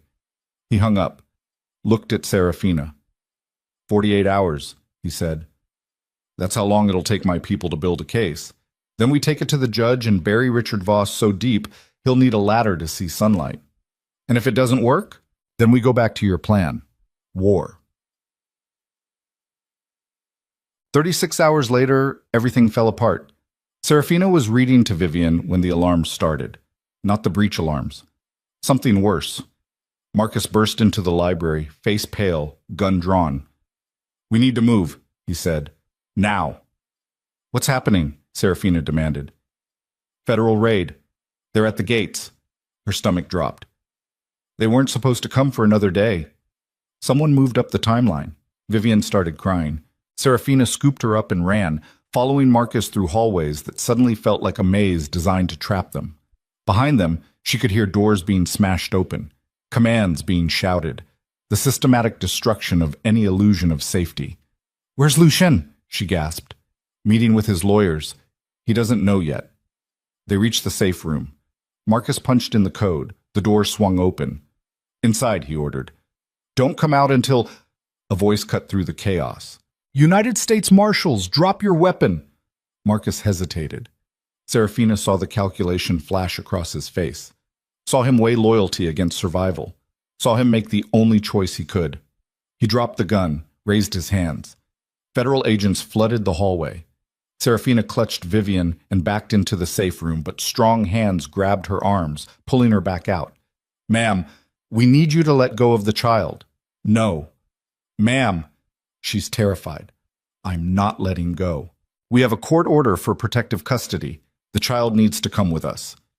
Vivian screamed, wrapped herself around Serafina like if she held on tight enough the world couldn't tear them apart. "Please," Serafina begged. "Please don't do this. She's not in danger here. This is her home." "Step aside, ma'am." "I'm a nurse. Let me stay with her. Let me—" Hands pried Vivian away. The little girl's screams echoed through the mansion. "Serafina! Serafina, please!" "I'm here, baby. I'm right here." But she wasn't. They were dragging her backward while other agents carried Vivian toward the exit, and Serafina fought like a cornered animal, kicking and clawing and screaming until someone's fist connected with her stomach and all the air left her lungs. She collapsed, gasping, broken. Watching Vivian disappear down the hallway calling for her. "Mama! Mama, please!" The word hit harder than any fist. Mama. Not Serafina. Mama. Then they were gone. Serafina knelt on cold marble surrounded by federal agents, hands zip-tied behind her back, lungs burning, heart shattered into pieces small enough to slip through her ribs. This was what Lucien had warned her about. This was the cost of loving people in his world. This was losing. Mosit. They took her to a room in the mansion she'd never seen before. Some kind of interrogation space the marshals had commandeered. A woman in a severe suit sat across from her. Agent Ramirez, according to the badge. "Miss Vale," she said, "do you know why you're here?" "Because you kidnapped a 6-year-old. We removed a minor from an unsafe environment. She was safe with me. Were you?" Ramirez opened a folder. "Serafina Vale, 28, registered nurse. No criminal record until 3 weeks ago when you disappeared from your apartment and your job without notice. Now you're living with Lucien Moretti, known crime lord, in a mansion that was just breached by armed hostiles. I was helping his daughter. You were enabling a criminal. I was keeping a little girl alive." Ramirez leaned back. "Here's what I think happened. I think you got pulled into something you didn't understand. I think Moretti used you, maybe through his daughter, maybe through money, maybe through fear. I think you're a victim here." "I'm not a victim." "Then what are you?" Good question. Serafina didn't have an answer anymore. "Where's Vivian?" she asked instead. "In protective custody. She'll be evaluated by child services, then placed with appropriate family." "She doesn't have appropriate family. Her mother's dead. Her father loves her. Her grandmother's been dead for 3 years. The whole custody challenge is a fraud." "That's not what the court order says." "The court order is based on forged documents. Margaret Ashford had no legal standing for custody. Check the records. Check the marriage certificates. Check anything." Ramirez made a note. "We'll look into it." "When?" "When we have time." "You don't have time. Someone's using the system to kidnap that little girl and you're helping them." "Or," Ramirez said calmly, "we're protecting a child from a dangerous environment and you're too close to see it clearly." The door opened. Another agent stepped in and whispered something to Ramirez. Her expression changed, hardened. "Miss Vale," she said, "did you know Lucien Moretti is currently missing?" Serafina's blood went cold. "What?" "He left the estate approximately 2 hours ago. Never made it to his lawyer's office. His car was found abandoned near the Harbor District. That's not possible. His security team is also missing. 3 men, all gone. No, no, no, no. This wasn't supposed to happen, Serafina whispered. What wasn't? But Serafina knew. Damien. This was all Damien. The custody challenge had been a distraction. Get federal agents to raid the mansion. Remove Vivian. Separate Lucien from his protection. Then take him. Where's Damien Voss? Serafina demanded. Ramirez frowned. Who? Damien Voss. He's behind this. He's the one who orchestrated the custody challenge through his brother Richard. He's the one who... Miss Vale, you're not making sense. I'm making perfect sense. You're just not listening. She tried to stand, but the zip ties cut into her wrists, and agent hands pushed her back down into the chair. Let me go, Serafina said. Please, Vivian needs... Vivian is being cared for by professionals. She needs me. She needs stability, safety, normal. I am her normal. The words came out raw, desperate, true. Ramirez closed her folder. Miss Vale, I'm going to be straight with you. You're not being charged with anything right now, but you're also not free to leave. We have questions about your involvement with Lucien Moretti's organization. You'll be held as a material witness until we sort this out. How long? As long as it takes. They let her out, put her in a car, drove her through Boston while the city burned sunset colors across the harbor, and Serafina pressed her forehead against the window, trying not to scream. Vivian was gone. Lucien was missing. Everything she'd tried to protect had been ripped away in less than an hour. The car stopped at a federal building. They processed her like a criminal. Fingerprints, photos, questions she refused to answer. Then they put her in a holding cell and left her alone with the wreckage of her choices. Serafina sat on the narrow cot and tried to think, tried to plan, tried to do anything except replay Vivian's screams over and over. The cell door opened. A guard stepped in. You have a visitor. Serafina looked up. Catherine Wells stood in the hallway, the lawyer who'd delivered the custody challenge. What do you want? Serafina asked. To talk.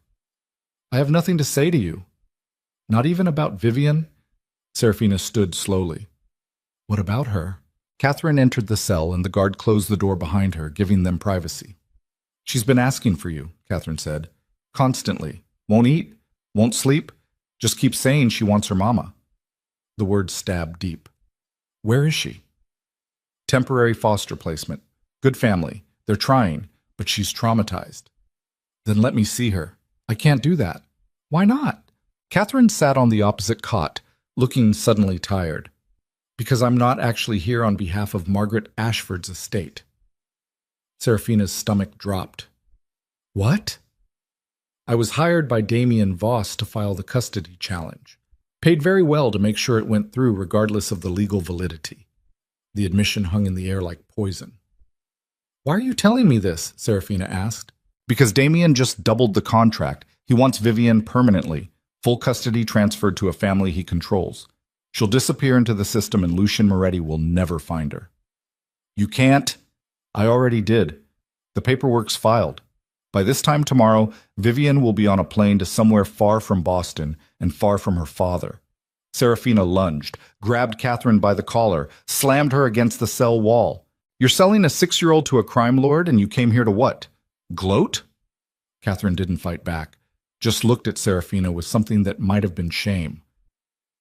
I came to offer you a choice, she said quietly. What choice? Damien wants Lucien broken. Wants him to suffer. The best way to do that is through his daughter. But there's a second option, someone else he cares about. Understanding crashed over Serafina like ice water. Me. You. Damien knows about you.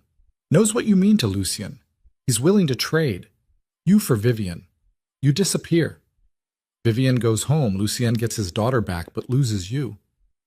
And if I say no, then Vivian vanishes and you rot in federal custody while Damien dismantles everything Lucien built. Either way, he wins. Serafina's hands shook. This was the choice. This was the moment. Everything she'd become in the past month crystallized into a single decision.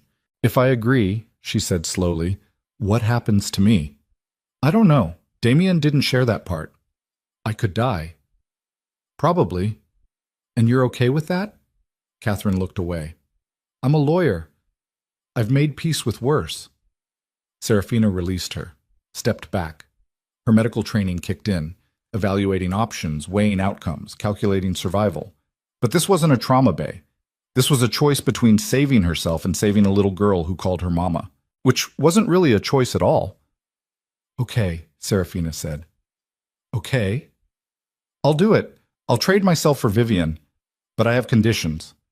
You're not in a position to negotiate. I am if Damien wants me compliant instead of fighting every step. Serafina met Catherine's gaze. Vivian goes back to the estate tonight. Full custody to Lucian. All charges dropped. The whole custody challenge withdrawn. That's already... And you tell Lucian I did this voluntarily, that I made the choice, that he doesn't come after me because if he does, Damien kills us both. Catherine studied her face. You're protecting him. I'm protecting both of them. By sacrificing yourself. By doing what I've always done, saving the people in front of me. The lawyer pulled out her phone, made a call. Spoke in low tones Serafina couldn't quite hear. Then she hung up. Damien agrees, but you leave tonight, right now. No goodbyes. I didn't expect any. Catherine knocked on the cell door. The guard opened it. Two men in expensive suits stood in the hallway. Not federal agents. Damien's people. This was real. This was happening. Serafina took a breath and walked toward them, leaving behind the wreckage of her life and the little girl she'd loved and the crime lord who taught her how to survive in darkness. They grabbed her arms, led her through the building, out a back entrance, into a black van. The door slammed shut, darkness swallowed her whole, and Serafina Vale disappeared. Bokik. 12 hours later, Lucien Moretti woke in a warehouse, hands zip-tied, blood in his mouth. Damien Voss standing over him smiling. Welcome back, Damien said. I was starting to think I'd hit you too hard. Lucien's vision swam. He catalogued injuries, ribs cracked, shoulder dislocated, concussion probable, survivable. Where's my daughter? He rasped. Safe, back home, exactly where you wanted her. What? The custody challenge has been withdrawn. Vivian's free. Congratulations. Nothing about this made sense. Why? Damien crouched down until they were eye level. Because I found a better way to break you, he said. Your daughter's fine, Lucien. But Serafina Vale? She made a trade, herself for Vivian. Noble, stupid, exactly what I expected from someone who thinks she can save the world one monster at a time. The words took a moment to process. Then they hit like bullets. Where is she? Somewhere you'll never find her. I made sure of that. I'll kill you. Maybe. Eventually. But first you're going to suffer. You're going to live knowing you got your daughter back because Serafina gave herself up. That the woman who saved your life, who learned to kill for you, who became exactly what you needed, she's gone. And it's your fault. Lucien tried to lunge, but the restraints held. Damien laughed. You know what the best part is? She made me promise to tell you not to come after her. Said if you tried, I'd kill you both. So now you have to choose. Honor her sacrifice and live without her, or chase her and watch her die. He stood, walked toward the warehouse exit, paused at the door. I win, Lucien. I took everything that mattered and left you alive to feel it. That's worse than death. That's victory. Then he was gone. Lucien knelt in the empty warehouse surrounded by his own blood and the echo of choices that had led him here. And for the first time in his life, the ghost monarch broke. Lucien Moretti stopped breaking after 17 minutes, not because the pain lessened, not because hope returned, but because rage burned hotter than grief, and somewhere in the wreckage of his sanity, the ghost woke up. He'd been kneeling in his own blood long enough for it to dry sticky against his skin. The warehouse around him was silent, except for the drip of water through broken pipes and the distant rumble of harbor traffic. Damien had left him alive deliberately. No guards, no execution, just abandonment designed to maximize suffering. Mistake. Lucien forced his dislocated shoulder against the concrete pillar behind him and shoved hard. The joint popped back into place with a wet crack that echoed through the empty space. White-hot pain exploded across his vision, but he swallowed the scream and kept moving. The zip ties around his wrists were industrial grade, but his hands were slick with blood. He He twisted, pulled, felt plastic cutting deeper into already raw skin. Didn't matter. Pain was just information. Information he could ignore. 5 minutes of methodical work, and the restraint snapped. Lucian stood on legs that barely held him and assessed damage. Cracked ribs. Dislocated shoulder now relocated. Concussion probable. Blood loss significant, but not critical. Combat effectiveness maybe 60%. Good enough. He found his phone smashed in the corner. Found his gun missing. Found the warehouse door unlocked because Damien wanted him to walk out broken. Wanted him to go home to his daughter and live with the weight of Serafina's sacrifice. Wanted him to give up. Lucien stepped into cold Boston night and smiled through split lips. He'd give Damien something, but it wouldn't be surrender. The Moretti estate looked like a crime scene. Federal vehicles still lined the driveway. Yellow tape cordoned off sections of the mansion. Armed agents moved through rooms cataloging evidence that would never make it to trial because Lucian owned half the judges in Boston, and the other half were smart enough to stay bought. He walked through the front door covered in blood. 3 agents drew weapons. "Stand down," their commander said, recognizing him. "Mr. Moretti, you need medical attention." "I need my daughter." "Sir." Lucian kept walking. They didn't stop him. He found Vivian in her bedroom surrounded by child services workers who scattered when they saw his face. The little girl looked up from where she sat clutching her teddy bear, eyes red from crying, and something in Lucien's chest shattered and reformed simultaneously. "Papa," she whispered. He crossed the room and pulled her into his arms, despite the way his ribs screamed protest. She wrapped herself around him like if she held tight enough the world couldn't tear them apart again. "You came back," Vivian said into his shoulder. "Always." "They took Serafina." "I know." "Are you going to get her?" The question hung in the air between them. Lucian thought about Damien's words, about the choice he'd been given. Honor Serafina's sacrifice and live without her, or chase her and watch her die. He looked at his daughter's face, saw Serafina in every expression Vivian made now. The way she tilted her head when thinking, the stubborn set of her jaw when upset, the kindness that somehow survived, despite growing up in darkness. "Yes," Lucian said. "I'm going to get her." "Promise?" "Promise." It was the easiest lie he'd ever told and the truest thing he'd ever meant.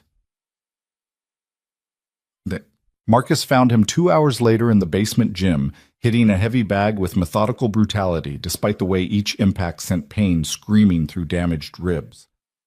"Boss," Marcus said carefully, "we need to talk." Lucien hit the bag again. "Talk." "The feds are clearing out. Custody challenge is officially withdrawn. Vivian's legally yours. Whatever Damien did, it worked." "I know." "So what's the play?" "We find Serafina." "Boss?" Lucien stopped hitting the bag and turned. Blood seeped through the bandages wrapped around his knuckles. Sweat mixed with older blood on his face. His eyes looked like winter. "We find her," he repeated. "I don't care how long it takes. I don't care what it costs. We find her and we bring her home." Marcus nodded slowly. "Damien's going to be expecting that." "Good. Let him prepare. Won't matter. He could kill her the moment we get close. He could have killed her already and didn't. He wants me to suffer. That means keeping her alive as leverage." Lucien grabbed a towel. "Start pulling resources. I want every person Damien's talked to in the past month, every property he owns, every account he accesses. I want his entire life mapped and ready to burn." "That's going to take 48 hours. I'm giving him 48 hours of thinking he won. Then we go to war." Marcus left to make calls. Lucien stood alone in the basement, surrounded by weapons and weights, and the ghost of Serafina teaching him how to be human again, and made himself a promise. Damien Voss wanted to break him through suffering. Fine. Let him try. But when the ghost came for vengeance, Damien would learn that some monsters loved hard enough to burn the world down. Serafina woke to darkness and the smell of salt water. Her head throbbed, her wrists were bound. The floor beneath her rocked slightly with a rhythm that meant she was on a boat. She forced her eyes to adjust and took inventory. Small cabin, porthole showing nothing but black ocean, single door secured from the outside. Her nursing scrubs replaced with plain clothes she didn't recognize. No obvious injuries beyond the knot on her skull where someone had hit her. Professional kidnapping. Damien's people had practice. The door opened. A man stepped in, mid-30s, expensive suit, the kind of professionally neutral expression that meant private security, or worse. "You're awake," he observed. "Where am I?" "On a boat." "I figured that out. Where's the boat going?" "Somewhere Mr. Voss owns. That's all you need to know." Serafina tested the restraints binding her wrists. Zip ties again. Tight enough to restrict circulation, but not tight enough to cause immediate damage. They wanted her functional, which meant she had value, which meant negotiation was possible. "I want to talk to Damien," she said. "He'll talk to you when he's ready. Tell him I have information about Lucien's organization, asset locations, security protocols, financial accounts." The man studied her face. "You'd betray him?" "I'd do whatever keeps me alive long enough to escape and kill everyone responsible for this." Honesty worked better than lies sometimes. The man almost smiled. "I'll pass along the message." He left. Locked the door. Serafina sat in the rocking darkness and started planning. She'd spent a month learning to survive in Lucien's world, learning to shoot, to fight, to think like someone who valued survival over morality. The training kicked in now, assessing escape routes, cataloging potential weapons, calculating odds. The porthole was too small to fit through. The door was solid steel. The zip ties would take time to break, but time was a weapon too. Every hour Damien kept her alive was another hour Lucien had to find her. If he was looking, if he wasn't honoring her sacrifice, if she meant enough. The doubt crept in like cold water. Serafina pushed it back down and started working on the zip ties with methodical patience, using the sharp edge of a bolt protruding from the cabin wall to saw through plastic fiber by fiber. She'd saved a crime lord's life once. She could save her own. Gibag. 48 hours passed like years.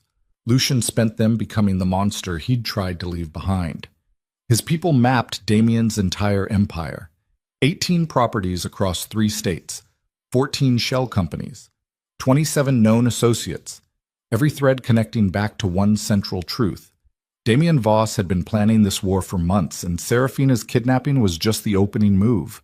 "He's consolidating power," Marcus reported during their 3rd strategy session. "Taking over territories while you're distracted. 5 of our operations hit in the past day. He thinks you're broken." "Let him think that," Lucien said, studying the map spread across his desk. "What about Serafina?" "No confirmed sightings, but we tracked movement on one of Damien's boats leaving Boston Harbor the night she disappeared. Headed south. Coast Guard lost it near Rhode Island. He took her by water. Looks like. Check every marina, every private dock, every property with boat access. Start in Rhode Island and work south. That's hundreds of locations. Then use hundreds of people.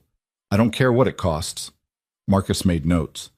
"Boss, even if we find her, extracting her from Damien's custody without getting her killed, we'll get her out."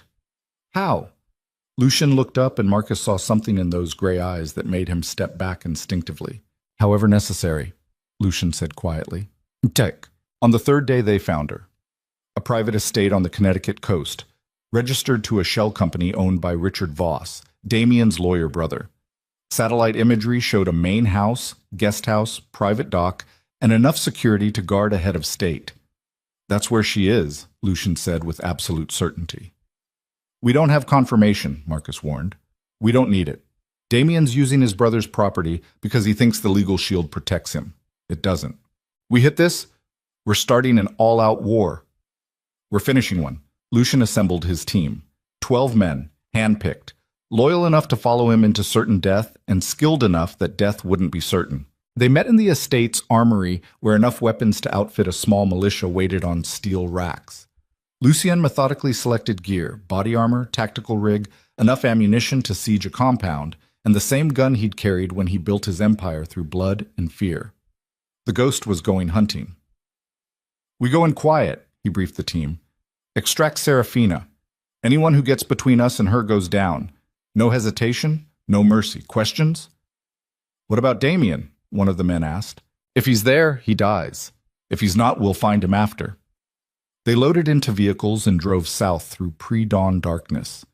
Lucien sat in the back watching Connecticut coastline blur past and thought about Serafina, about her hands pulling bullets from his chest, about her voice reading to him in a basement apartment, about the way she'd called his mansion a tomb and brought it back to life through sheer stubborn kindness, about Vivian calling her mama, about everything he'd never said because men like him didn't know how to speak in anything except violence and silence. If she died before he could fix that, he'd burn the world to ash. Starting with Damien Voss. Book.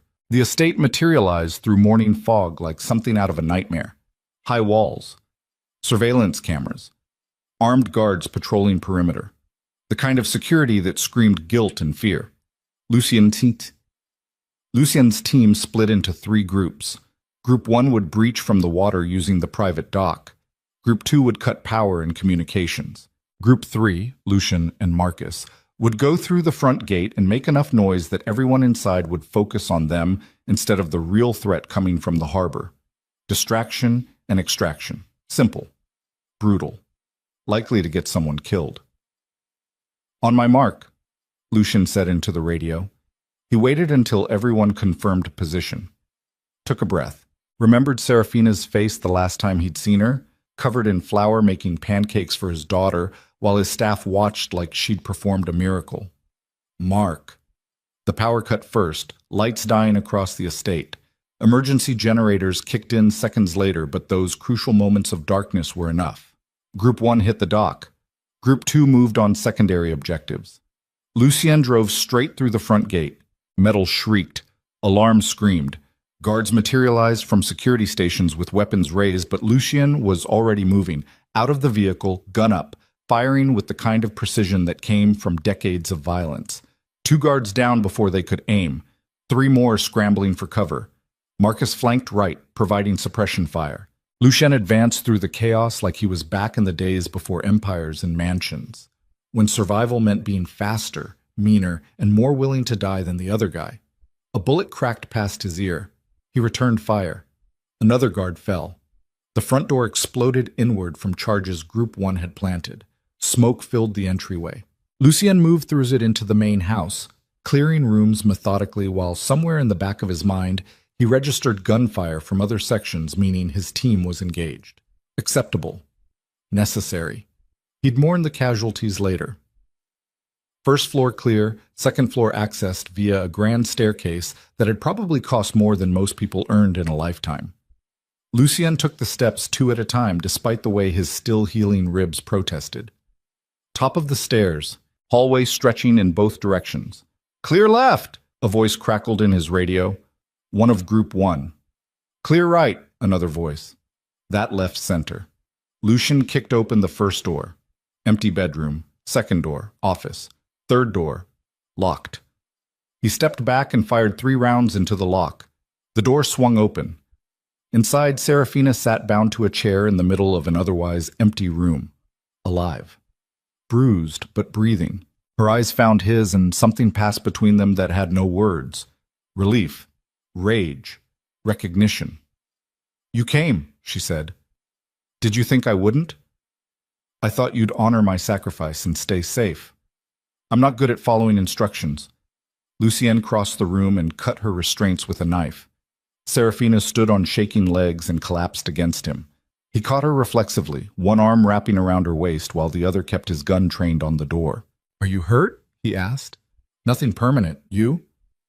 "Nothing new." She pulled back enough to look at his face. "You look like hell." "I've had a bad week." Despite everything, the gunfire still echoing through the house, the blood on his clothes, the danger pressing in from all sides, Serafina almost smiled. "We need to move," Lucien said. "Where's Damien?" "Not here. This is his brother's property."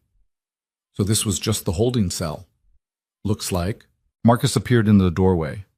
"Boss, we got a problem." "What kind?" "The kind with helicopters and federal badges. Someone called in a raid. We've got maybe 5 minutes before this place is swarming with agents." Lucien swore. "Damien called it in. He knew we'd come."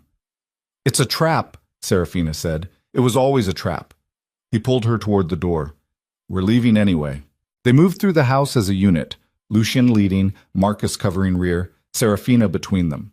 The estate had transformed into a war zone, bodies in expensive security uniforms, bullet holes in imported wallpaper, the smell of cordite thick enough to taste.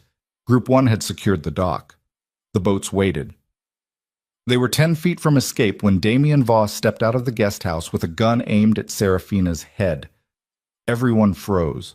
"Lucy Yen," Damien said pleasantly. "Right on time. Let her go." "Or what? You'll shoot me?" "Fine. But my finger's on this trigger, and Dead Man's reflex is a real thing. You shoot me, she dies too." The Mexican standoff crystallized in morning light. Lucian's team had weapons trained on Damien. Damien had his weapon trained on Serafina. Federal helicopters grew louder in the distance. "Here's how this works," Damien continued. "You put down your guns, tell your people to stand down, walk away, or I paint the dock with her brain matter and deal with the consequences." "You wanted me broken," Lucian said. "You wanted me to suffer. Killing her defeats the purpose. Maybe I'm tired of the long game. You're bluffing. Want to test that theory?" Serafina looked at Lucien and saw him calculating odds, weighing choices, trying to find the angle that saved her without surrendering everything. She'd spent a month learning from him, learning to shoot, to fight, to survive. Time to see if the lessons took. "Lucien," she said quietly. "Don't. Trust me." Then she moved, dropped straight down like her legs had given out, removing herself from Damien's line of fire. Lucienne fired before she hit the deck. The bullet took Damien in the shoulder, spinning him sideways. His gun discharged wild. Marcus fired. 2 other team members fired. Damien went down hard, blood spreading across expensive flagstones. Not dead, but close. Lucien dragged Serafina to her feet and they ran for the boats, while behind them federal helicopters crested the tree line and orders to freeze crackled through loudspeakers. The boats roared to life. They were 50 yards offshore when the first agents hit the dock, 200 yards out when someone opened fire. Bullets stitched water around them, but the range was too far for accuracy. By the time federal boats scrambled to pursue, Lucien's team had disappeared into the maze of coastal islands where the Atlantic met Connecticut Sound. They ditched the boats an hour later, switched to vehicles staged at a private marina, drove back to Boston through morning traffic while Serafina sat in the back seat shaking from adrenaline crash, and Lucien kept one hand on her knee like he needed to confirm she was real. "That was stupid," he said finally. "It worked. You could have died. So could you. That's the whole point of this life, isn't it? We could all die any second, so we might as well do it for something that matters." Lucian looked at her and saw the transformation complete. The nurse who pulled him from a snowbank was gone. In her place sat someone harder, sharper, forged in the same darkness that had made him. It should have horrified him. Instead, it felt like recognition. "When we get back," he said, "we're ending this. Damien, his organization, everyone who helped him, I'm burning it all down." "Good. It's going to be bloody." "I know. People we care about might get hurt. Then we protect them better than we protected ourselves." Marcus glanced in the rearview mirror. "Boss, we got another problem." "What now?" "Message from one of our people inside the federal system. They're issuing warrants. For you, for Serafina, for everyone on the extraction team. We just became the most wanted people in Boston." Lucien's jaw tightened. Damien's still moving pieces. Even bleeding out, he's orchestrating this. "So what do we do?" Serafina asked. "We move faster than he does. We hit him before the warrants execute. We end this tonight." "He'll be in a hospital," Marcus said, guarded, surrounded by federal agents and his own security. "Good. Makes him easier to find." "You want to attack a hospital?" "I want to finish what should have ended in that warehouse." Lucian pulled out his phone and started making calls. "Get everyone we have, every resource, every favor owed. I want Damien Voss dead before midnight." The car sped through Boston's streets while behind them, the machinery of law enforcement ground into motion, and ahead of them, a crime lord lay bleeding in a hospital bed, still moving pieces on a board he thought he controlled. But Lucien Moretti had learned something in the past weeks. Sometimes the best strategy wasn't careful planning. Sometimes it was overwhelming force applied without mercy, Sometimes you just burned everything down and sorted through the ashes after.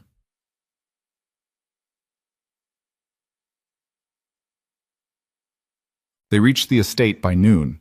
Lucien disappeared into his office to coordinate while Serafina went to find Vivienne. The little girl was in the library with a child services worker who'd been assigned to monitor the situation. She looked up when Serafina entered, and for one frozen moment, neither of them moved. Then Vivienne launched herself across the room. "Mama!" The word hit like it always did, part pain, part joy, all weight. Serafina caught her and held on while the child services worker watched with an expression that suggested she was filing this moment away for future reports. "You came back," Vivienne whispered. "I promised, didn't I?" "Promises break sometimes." "Not mine." They sat together on the library floor while Vivienne talked about the past 3 days. The scary people, the questions, the fear that she'd never see Serafina or her father again. The worker took notes. Serafina ignored her. "Is Papa going away again?" Vivienne asked. "Not if I can help it." "Are you going away?" "Never." "Promise?" "Promise." Another promise she had no right making but would die trying to keep anyway. The worker cleared her throat. "Miss Vale, I need to inform you that your presence here is technically in violation of several custody agreements." "Then arrest me," Serafina said without looking at her. "Otherwise, leave us alone." The worker left. Vivienne curled against Serafina's side. "You're different now." "How?" "Sharper, like Papa." "Smart kid. Too smart." "Is that bad?" Serafina asked. Vivienne thought about it. "No, it means you can protect yourself." "That's good." They sat in silence while outside Lucien assembled an army. By sunset, the plan was ready. Damien was in Mass General Hospital under federal guard. 4th floor, private room. Security cameras on every corridor. At least 6 agents rotating shifts, plus Damien's own people mixed in with civilian patients and staff. Attacking it directly was suicide, so they wouldn't attack directly. "We're going to do something I've never done before," Lucien told his assembled team. "We're going to tell the truth." He pulled up a file on his laptop and transferred it to a secure server accessible by every major news outlet in Boston. "This," he said, "is 3 years of evidence documenting Damien Voss's criminal organization. Names, dates, transactions, murders. Everything his lawyer brother Richard helped cover up using legal manipulation." Marcus stared at the screen. "Boss, if we release this..." We expose Damien completely. His federal protection evaporates. The agents guarding him either step aside or become accomplices to known criminals. You're weaponizing the law. I'm using every tool available. Damien wanted to play with courts and custody challenges? Fine. Let's see how he likes discovery. This burns our bridges, another team member said. We release this, we can't operate in Boston anymore. Every cop, every fed, every judge, they'll all come for us. Then we'll leave Boston. Lucien looked around the room. After tonight, this city can have itself back. But first, Damien Voss dies. He hit send. The file's uploaded. Within minutes, news organizations started reporting. Within an hour, the story exploded across every channel. Within 2 hours, federal agents were being pulled from Damien's hospital room to answer questions about why they were protecting a known crime lord. The board shifted. Chaos entered the game. And in that chaos, Lucien moved. They hit the hospital at 9 p.m. Not as soldiers, as patients. 12 people entering through different entrances with fabricated injuries, broken bones, chest pain, bleeding wounds that looked worse than they were. The emergency room flooded with Lucien's people, and in the confusion, 3 of them slipped past triage carrying weapons hidden in medical equipment bags. 4th floor. Damien's room. 2 federal agents still on duty despite the media firestorm. Lucien approached wearing scrubs stolen from a supply closet, a medical chart in his hands. I need to check the patient's vitals, he said. The agents looked at him, looked at each other. We weren't notified of any examination, one said. Hospital administration sent me. You want to call and confirm, be my guest, But the patient's blood pressure has been unstable, and if he crashes on your watch, you'll be filling out paperwork for weeks. The magic words, bureaucracy and liability. They stepped aside. Lucien entered the room. Damien lay in the hospital bed connected to monitors, his shoulder heavily bandaged, his face pale but conscious. His eyes widened when he saw who'd walked in. "Hello, Damien," Lucien said quietly. He pulled the gun from beneath the chart. Aimed. Damien's hand moved toward the call button. "Don't," Lucien warned. "Those agents outside are the only thing between you and me. You press that button, they come in, I kill them too. Your choice." Damien's hand stilled. "You can't shoot me in a hospital," he said. "You'll never make it out." "Probably not. But you'll be dead, which is the important part." "Then do it. Shoot me. Prove you're still the ghost." Lucien's finger tightened on the trigger. 1 pound of pressure. That's all it would take. 1 bullet. End the threat. Protect Vivian. Free Serafina. Simple. But then he thought about his daughter asking if he was going away again. Thought about Serafina promising never to leave. Thought about the cost of violence and whether he wanted to pay it anymore. "No," Lucien said. He lowered the gun. Damien laughed. "You've gone soft." "Maybe, but I'm also done playing your game." Lucien pulled out his phone and showed Damien the news coverage. "Every news outlet in the state has evidence of your organization. Your protection's gone. Your empire's collapsing. And your brother, he's already cutting deals with prosecutors." The color drained from Damien's face. "Richard wouldn't. He already did. Gave up everything to avoid disbarment and prison. You're alone, Damien, completely alone." Lucien walked to the window and looked out at Boston sprawling below. "Here's what's going to happen," he continued. "You're going to federal prison, real prison, not some protected facility. And every enemy you made building your empire is going to hear that the man who went after Lucien Moretti's daughter is locked in a cage." Understanding dawned in Damien's eyes. Horror. "You're making me a target." "I'm making you pay." Lucien turned back. "You wanted me broken? Wanted me to suffer? Congratulations. I suffered. But suffering made me realize something. I don't need to kill you. I just need to make sure you spend every remaining day of your life looking over your shoulder, wondering when someone I paid or someone you wronged or someone who just wants a reputation is going to shove a shank between your ribs." He walked toward the door, paused. "For what it's worth, you almost won. You took my daughter. You took Serafina. You made me choose between vengeance and the people I love. That was smart, strategic, the play I would have made." "Then why are you walking away?" Lucien smiled, cold and final as winter. "Because I learned something from a nurse who pulled me out of a snowbank and taught me that sometimes the bravest thing you can do is choose to live instead of choosing to kill. You should try it sometime." He left. The federal agents outside looked at him with weapons half drawn. "Relax," Lucien said. "I'm just a doctor checking on a patient."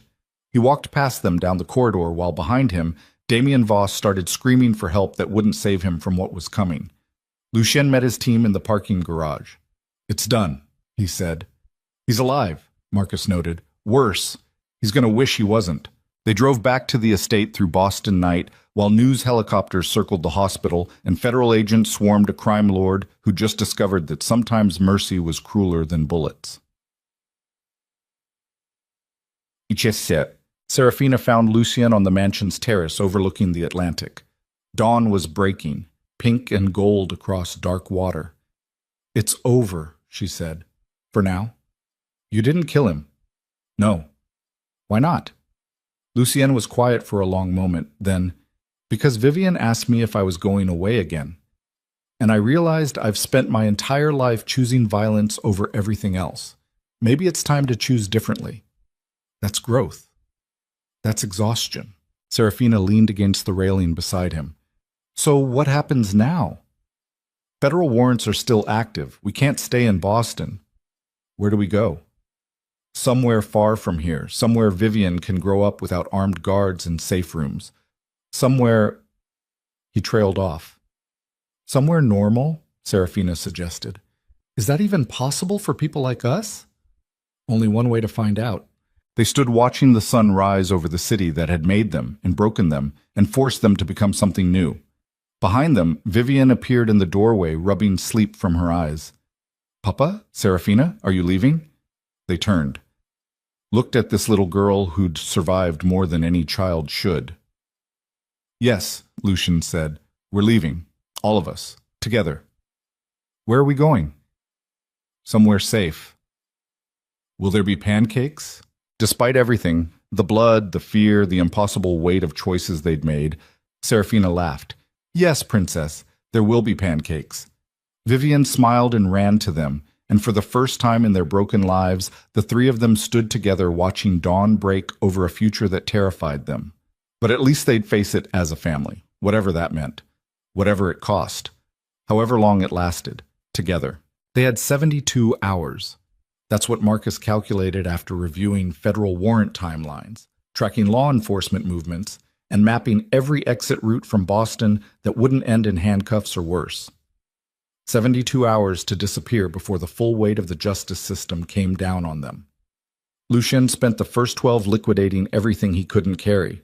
The estate went to a shell corporation that would sell it quietly and transfer funds through channels so convoluted even forensic accountants would give up halfway through.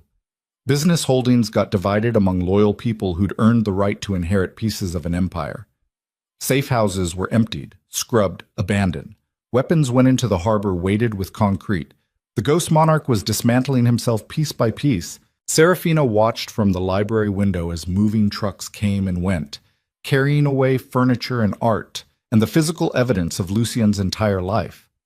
Vivian sat beside her drawing pictures of houses that didn't look like fortresses, normal houses with gardens and neighbors, and windows that didn't need bulletproof glass. Where do you want to go? Serafina asked her. Vivian thought about it seriously. Somewhere warm, with beaches, and no basements. Why no basements? Because that's where people hide when bad things happen. I don't want to hide anymore. The wisdom in that statement hit harder than it should. Serafina pulled the little girl closer. No more hiding, I promise. Will Papa be different when we leave? What do you mean? Less scary, more like when he makes pancakes.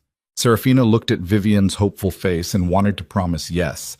Wanted to say that leaving Boston would erase decades of violence and transform Lucien into something softer. But she'd learned to stop lying to this kid.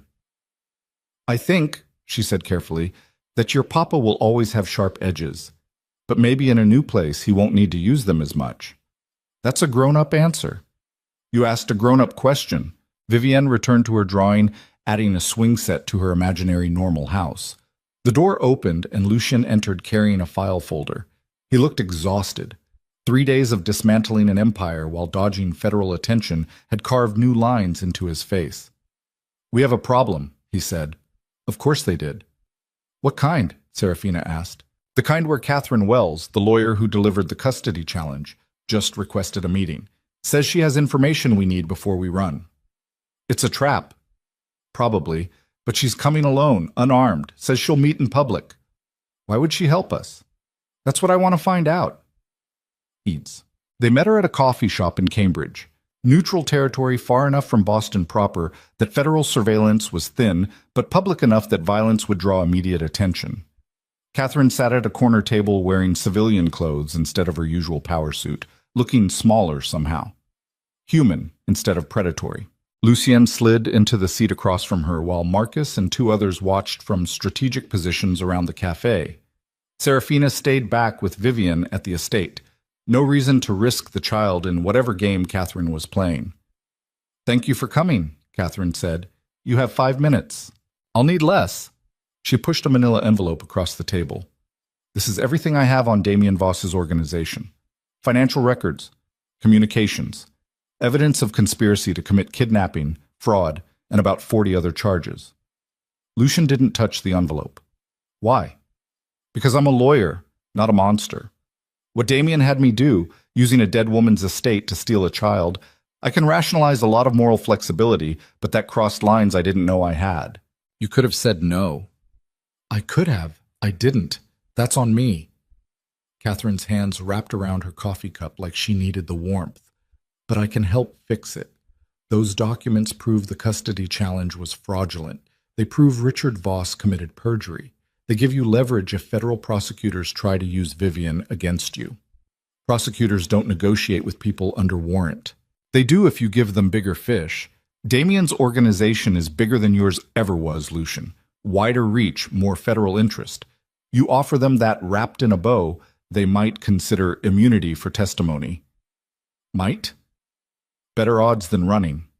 Lucien studied her face, looking for the angle, the trap, the inevitable betrayal. Found only guilt and something that looked like genuine regret. "What do you want in exchange?" he asked. "Nothing. Nobody does something for nothing. Then consider it penance." Catherine stood. "I helped rip a little girl from her home. I can't undo that, but I can make sure it doesn't happen again." She left the envelope and walked out. Lucien sat alone at the table, weighing options that all tasted like poison in different flavors. He could run, take Serafina and Vivian, and disappear into whatever new life he could build from ashes. Or he could fight. Use Catherine's evidence to burn down what remained of Damien's empire and trade cooperation for freedom. Running meant safety, but also meant looking over his shoulder forever. Fighting meant risk, but also meant ending this completely. He opened the envelope and started reading. By the time he finished, he knew what he had to do. Deck. The federal prosecutor's office overlooked Boston Harbor from the 23rd floor of a building that existed to remind criminals how small they were. Lucien walked in wearing a suit instead of tactical gear, hands empty instead of armed, and sat across from Assistant U.S. Attorney Jennifer Morrison like they were colleagues instead of enemies. "Mr. Moretti," she said, "this is unexpected. I have a deal for you. We don't negotiate with fugitives. You do when they're offering to hand you the biggest organized crime prosecution in New England history." He slid Catherine's envelope across the desk. "Everything you need to dismantle Damien Voss's entire organization. Financial crimes, RICO predicates. Enough evidence to put him and 15 of his top people away for decades." Morrison opened the envelope and started reading. Her expression didn't change, but Lucien saw the moment she realized what she was holding. "This is comprehensive," she admitted. "It's a gift. In exchange, I want immunity for myself, Serafina Vale, and everyone involved in the Connecticut extraction. Full immunity, sealed records, and the federal warrants dropped. That's a lot to ask. I'm offering a lot." Morrison closed the envelope and leaned back in her chair, studying him with the kind of calculated assessment that meant she was running scenarios, weighing political capital, measuring career advancement against principle. "Why now?" she asked. "You've been operating in Boston for 2 decades. You could have cooperated at any point. Why wait until you're facing warrants?" "Because I have a daughter who deserves better than growing up visiting her father in prison. Because I'm tired. Because continuing this life costs more than I'm willing to pay anymore." That's surprisingly honest. "I'm surprisingly tired of lying." Morrison was quiet for a long moment, then, "I'll take this to my superiors. But I need more than documents. I need testimony, depositions. You on a witness stand if this goes to trial. Against Damien? Against everyone in that envelope." Lucien thought about Vivian drawing houses with swing sets. About Serafina learning to shoot because his world demanded violence from everyone it touched. About the ghost monarch he'd been and the man he was trying to become. "Okay," he said. "I'll testify. Then we have a deal, pending approval from the U.S. Attorney." She extended her hand. Lucien shook it and felt the weight of an empire slide off his shoulders. The approval came through in 48 hours. Full immunity in exchange for cooperation. Warrants withdrawn. Federal protection during the prosecution phase. Lucien read the agreement 3 times, looking for traps and loopholes. Found only standard legal language and the signature of someone powerful enough to make promises stick. He called Marcus. "It's done. We're clear." "The team?" "Everyone. Full immunity as long as they don't commit new crimes." "What about Damien?" "He's the government's problem now." Marcus was quiet. "Boss, you know what happens to crime lords who cooperate with feds." "I know. You'll be a target for everyone who thinks you broke the code, for everyone who sees cooperation as weakness." "Then I'll be a target somewhere far from here where nobody knows my face." "You really think you can just walk away?" Lucien looked around the estate that had been his throne and his prison. I don't know, but I'm going to try. Bus Sam. They left Boston on a Tuesday morning when the city was gray and cold and looked exactly like it had the night Serafina pulled him from the snow, full circle, ending where they'd begun. 3 people in a car heading south with everything they owned in bags that fit in the trunk. No motorcade, no security detail, no empire following behind them, just a family running towards something instead of away from it. Vivian sat in the back seat watching Boston disappear through the window. Will we ever come back? Do you want to? Lucien asked. She thought about it. No, this city has too many ghosts. Where did you learn to talk like that? Serafina's books. Serafina smiled from the passenger seat. I'm a terrible influence. The best ones usually are. They drove through New England watching winter loosen its grip on the landscape, ice giving way to mud, snow melting into streams, the world transforming slowly from frozen to fluid. By nightfall, they crossed into New York. By midnight, they'd reached Philadelphia. By dawn, they were in Virginia, and Lucien realized he couldn't remember the last time he'd driven this far without someone trying to kill him. It felt like freedom, fragile and uncertain, and probably temporary, but freedom nonetheless.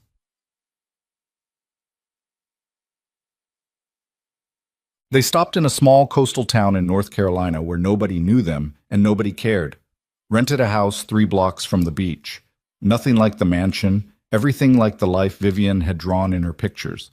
2 bedrooms, a kitchen that smelled like salt air instead of gun oil, windows that opened without security overrides. Normal. Aggressively, impossibly normal. Serafina stood in the kitchen unpacking boxes while Lucien assembled furniture with the kind of focused intensity he used to apply to dismantling enemies. Vivian explored her new room, small and bright, and hers in a way the mansion bedroom never was. This feels wrong, Lucien said, struggling with an instruction manual for a bookshelf. What does? Being this ordinary, making pancakes and building furniture and pretending the past 20 years didn't happen. We're not pretending they didn't happen. We're deciding they don't define what happens next. That's optimistic. That's survival. He looked at her, really looked, and saw someone transformed by the same darkness that had made him, but shaped differently by it. Where violence had hardened him into steel, it had honed her into something sharper and more precise, a scalpel instead of a sledgehammer. I never thanked you, he said. For what? For not running that night in the snow. For staying when any sane person would have left. For becoming exactly what Vivian and I needed, even though it cost you everything. It didn't cost me everything. It cost me who I was. But I'm not sure I liked her much anyway. The nurse who saved lives? The nurse who was so busy saving strangers, she forgot how to save herself. Serafina set down the box she'd been unpacking. You and Vivian taught me that sometimes survival means accepting help, accepting family, accepting that you don't have to carry everything alone. We're not much of a family. We're exactly enough of one. Vivian appeared in the doorway. The ocean's loud here. I can hear it through my window. Does that bother you? Serafina asked. No, it sounds like breathing, like the house is alive. She ran back to her room. Lucien and Serafina stood in the kitchen listening to waves crash against the shore and a little girl laugh without fear for the first time in her short life. We're going to fuck this up, Lucien said quietly. I don't know how to be a normal father. You don't know how to be a normal anything anymore. We're both too damaged. Probably, but at least we'll fuck it up together. That's romantic. That's realistic. He smiled despite himself. Outside, seabirds screamed. Inside, they started building something that looked like a future. The first month was harder than any of them expected. Lucien couldn't sleep without checking window locks 3 times. Couldn't walk down streets without mapping escape routes. Couldn't look at strangers without calculating threat levels. 20 years of survival instinct didn't shut off just because the danger changed zip codes. Serafina caught him one night standing at the living room window at 3 a.m., gun in hand, watching shadows that weren't threats. What are you doing? She asked. Keeping watch. Against what? Everything. Nothing. I don't know. She took the gun from his hand and set it on the table. You have to let go. I don't know how. Then learn. We both do. She was right. They were both broken in ways that didn't heal quickly or completely. Serafina woke from nightmares about Vivian screaming while federal agents dragged her away, jumped at loud noises, checked her phone compulsively for news about Damien's prosecution, like watching it from afar could protect her from it. Trauma was a patient teacher. It didn't care that they'd escaped. It followed them south and made itself at home in their new normal life. But slowly, painfully, incrementally, slowly, they started healing. Lucien got a job at a local bakery. The owner didn't ask questions about his past, just handed him an apron and taught him to make bread with hands built for violence. Kneading dough became meditation.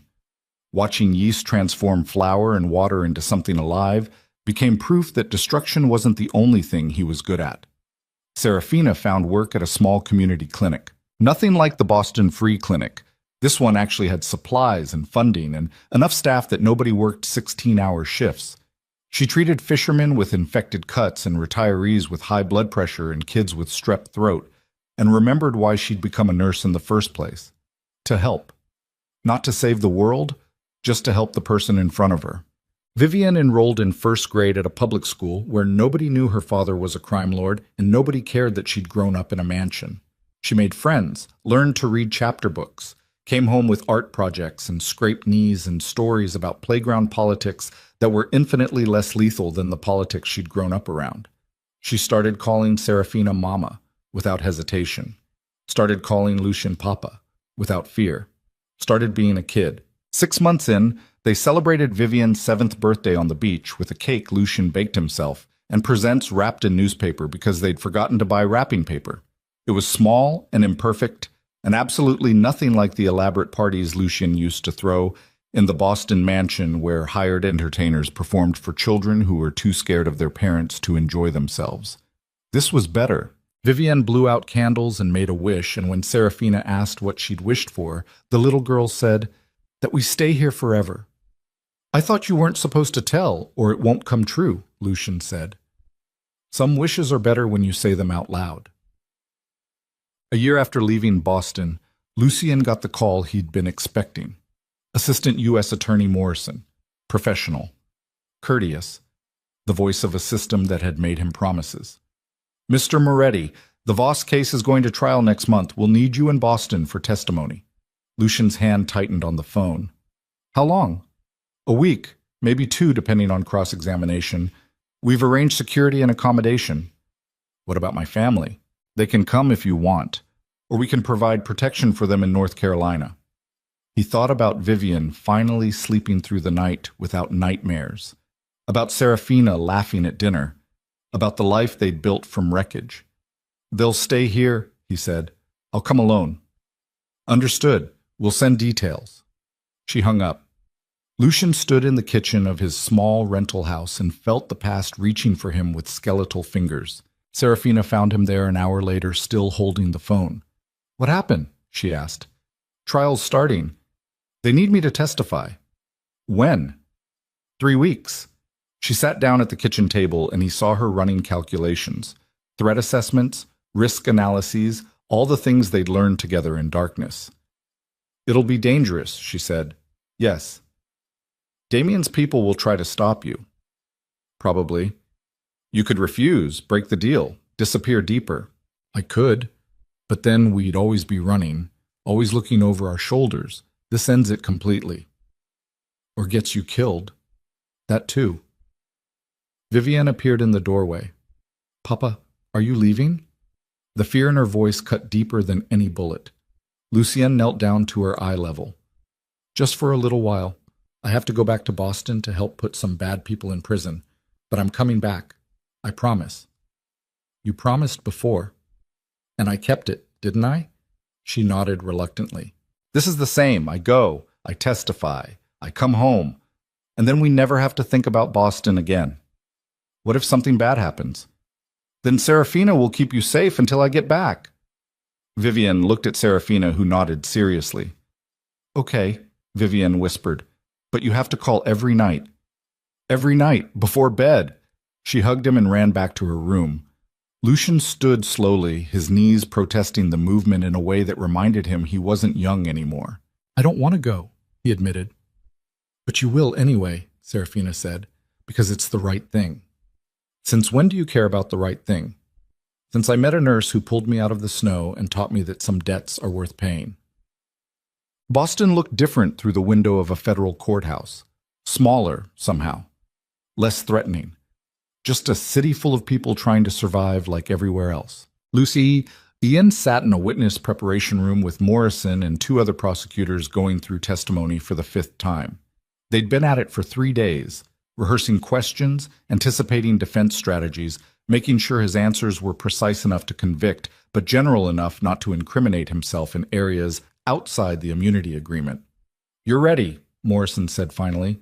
"I was ready 2 days ago. Defense is going to come at you hard. They'll try to discredit you as a criminal cooperating to save himself. They'll bring up your history. They'll make you look like the villain. I am the villain. Not in this courtroom. In here, you're the witness putting away someone worse." Lucian looked at her and saw the rationalization lawyers made to sleep at night. The moral flexibility that let them use monsters to catch bigger monsters. He'd done worse for worse reasons. "When do I testify?" he asked. "Tomorrow. 9 a.m. The prosecution will examine you first. Then defense gets their turn. Stay calm. Answer only what's asked. Don't volunteer information." "I know how this works." "Do you? Because the last time you were in a courtroom, you were the defendant." "Fair point." That night, Lucian called home. Vivienne answered on the second ring. "Papa! Hey, princess, how was school?" "Good. I got an A on my spelling test. And Tommy shared his cookies at lunch. And we're reading a book about a pig who can talk." Normal kid things. Beautiful, mundane, ordinary things. "That's wonderful," Lucian said, his throat tight. "When are you coming home?" "Soon. Maybe a week." "That's forever." "I know, but I call every night, right?" "Every night," she confirmed. "Serafina wants to talk to you." The phone rustled, then Serafina's voice. "How's it going?" "As expected. I testify tomorrow." "Are you scared?" "Terrified." "Good. Fear keeps you sharp." "That's what I used to tell my people before operations." "Then you trained me well." They sat in comfortable silence connected by phone lines across 500 miles. "I miss you," Lucian said finally. "I miss you too. But you're doing the right thing." "The right thing might get me killed." "Then don't die." "I'd be annoyed." Despite everything, he laughed. "I'll do my best. That's all anyone can ask." They said goodnight.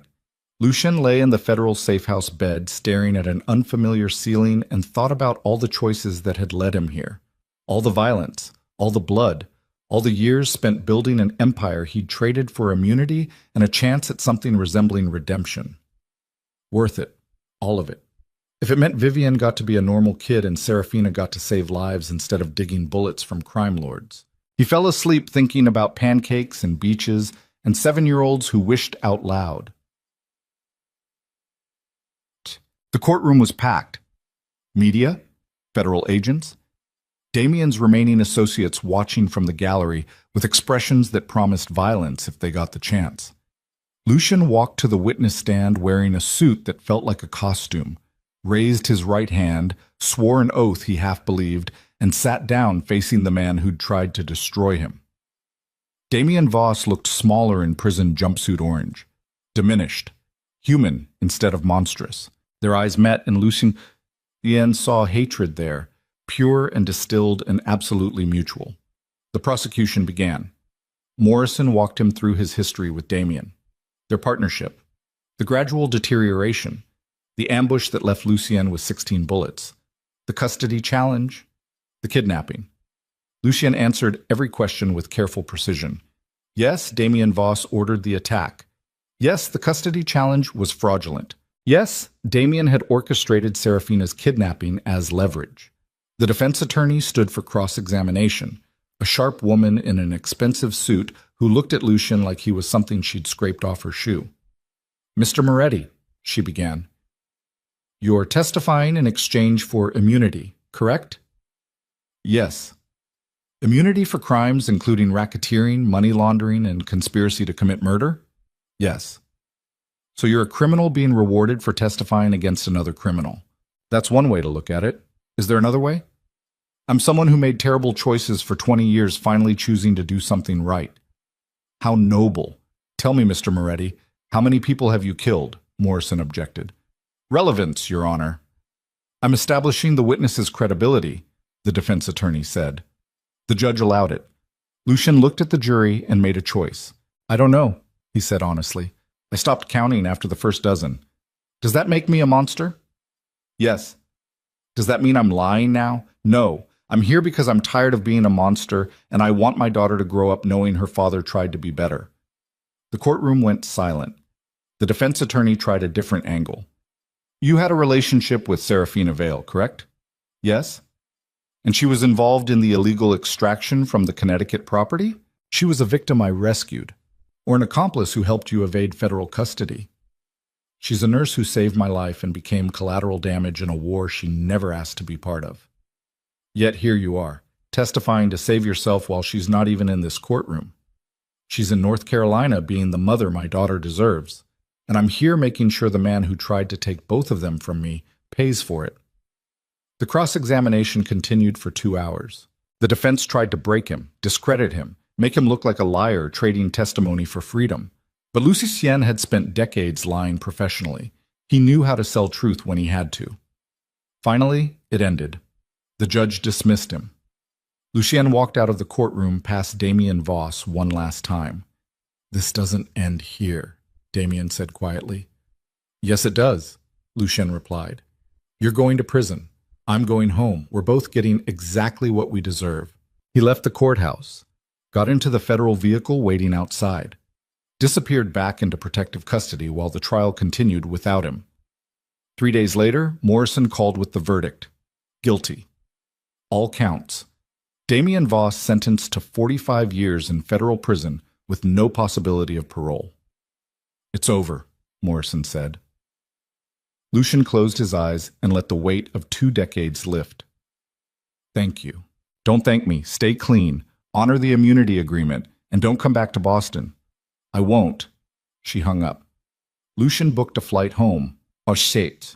Serafina and Vivienne met him at the airport. The little girl ran through the terminal and launched herself into his arms with enough force to make his still-healing ribs protest. You came back, she shouted. I promised, didn't I? Promises kept are better than promises made. Where did you learn that? Serafina's books again. He looked over Vivienne's head at the woman who'd saved him in more ways than one. She stood watching them with tears in her eyes and a smile on her face. It's done, he said. I know. I saw the news. 45 years. Long enough. More than. They drove home through North Carolina, summer heat, while Vivienne chattered about everything he'd missed, school projects and beach trips, and the hermit crab she'd named Gerald, who lived in a tank in her room. Normal things, beautiful things, the things worth surviving for. 5 years later, the world looked entirely different. On the Amalfi Coast, tucked between sea cliffs and narrow stone streets, stood a small bakery called Velvet Jasmine. The name had been Serafina's idea, combining the street where Lucien had nearly died with the tea she'd made him while he healed, a reminder of where they'd started and how far they'd come. Every morning, Lucien woke before dawn to make bread. His hands, scarred from violence, marked by choices he couldn't undo, shaped dough with the same precision he'd once used for darker purposes. The bakery smelled like yeast and salt air and possibility. Serafina worked part-time at a local clinic where patients paid her in flowers and homemade wine and stories about their grandchildren. She'd learned Italian through immersion and stubbornness, laughing through mistakes until the language felt natural. Vivienne, now 12 and fierce and brilliant, played piano in the courtyard every afternoon. Tourists stopped to listen. Locals brought their children to watch. She performed like she'd been born for it, fingers dancing across keys, creating beauty from discipline and practice and joy. The ghost monarch of Boston no longer existed. Only a husband, a father, a man finally learning how to live. One golden afternoon, Serafina leaned against the bakery counter watching the ocean shimmer beneath the Italian sun. Do you ever miss it? She asked. The power? Lucien looked toward Vivienne laughing outside beneath strings of lights, then at Serafina, who'd taught him that strength came in forms he'd never considered. No, he said honestly. I finally found something stronger. What's that? This, you, her, the chance to be ordinary. Serafina smiled and kissed him, and somewhere in the distance, church bells rang, marking the hour and reminding them that time kept moving forward whether they were ready or not. But they were ready. After everything. After the blood and the fear and the impossible choices. After learning that sometimes survival meant letting go of who you were to become who you needed to be. They were ready. That night, they sat together on the terrace overlooking the Mediterranean while Vivian practiced Bach upstairs and the smell of baking bread drifted through open windows. I never thanked you properly, Lucian said. For what? For not leaving me in that snowbank, for seeing something worth saving even when I couldn't. You saved yourself. I just kept you breathing long enough to figure that out. Semantics. Truth. He pulled her closer, this woman who'd become his anchor and his conscience and his future all at once. I love you, he said. Simple words he'd spent 40 years learning how to mean. I know, Serafina replied. You tell me every morning when you make coffee. How? The way you remember I take it black. The way you warm the cup first. The way you hand it to me like you're offering something precious. That's not saying I love you. That's exactly saying it. You just speak a different language. She was right. He'd spent his life speaking in violence and silence and the spaces between words where meaning hid from the light. But she'd learned to translate, learned to hear the declarations in mundane gestures, learned to love a monster as he transformed into something almost human. Vivian appeared on the terrace. I finished practicing. Can we walk to the beach? It's late, Serafina said. Please? Just to the water? They looked at each other and nodded. The three of them walked down narrow streets where laundry hung between buildings, and cats watched from stone walls and the Mediterranean breathed against the shore in rhythms older than empires. At the beach, Vivian ran ahead chasing waves while Lucien and Serafina followed more slowly, hands linked, watching the girl who'd survived impossible circumstances become exactly who she was meant to be. We did okay, Serafina said quietly. We did better than okay. She's happy. She's alive and healthy and happy. That's everything. They stood at the water's edge while night settled over the coast and stars began appearing in the darkening sky. Vivian collected shells. Waves erased footprints. The world kept spinning. And for the first time in their broken lives, that was enough. More than enough. Everything they'd fought for and bled for and nearly died for crystallized into this single perfect moment where the past didn't matter and the future could wait. They were home. Not in Boston, where violence had defined them, not in North Carolina, where they'd learned to heal, but here, in a small coastal town where nobody knew their names and nobody cared what they'd been, where a former crime lord baked bread, where a nurse saved lives in ways that didn't require bullets, where a little girl played piano and collected shells and dreamed ordinary dreams, where three broken people had built something whole from the wreckage of who they used to be. Vivian ran back to them, holding a perfect spiral shell. Look what I found. Serafina examined it seriously. That's beautiful. Can I keep it? Of course. I'm going to put it on my windowsill, so every morning I remember today. Why this day specifically? Lucien asked. Vivian looked at both of them. These imperfect adults who'd fought monsters and survived impossible circumstances and given her the one thing every child needed, a family. However unconventional, however hard-won, however imperfect.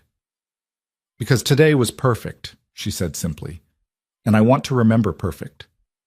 She ran ahead again. Lucien and Serafina followed. The ocean whispered against the shore.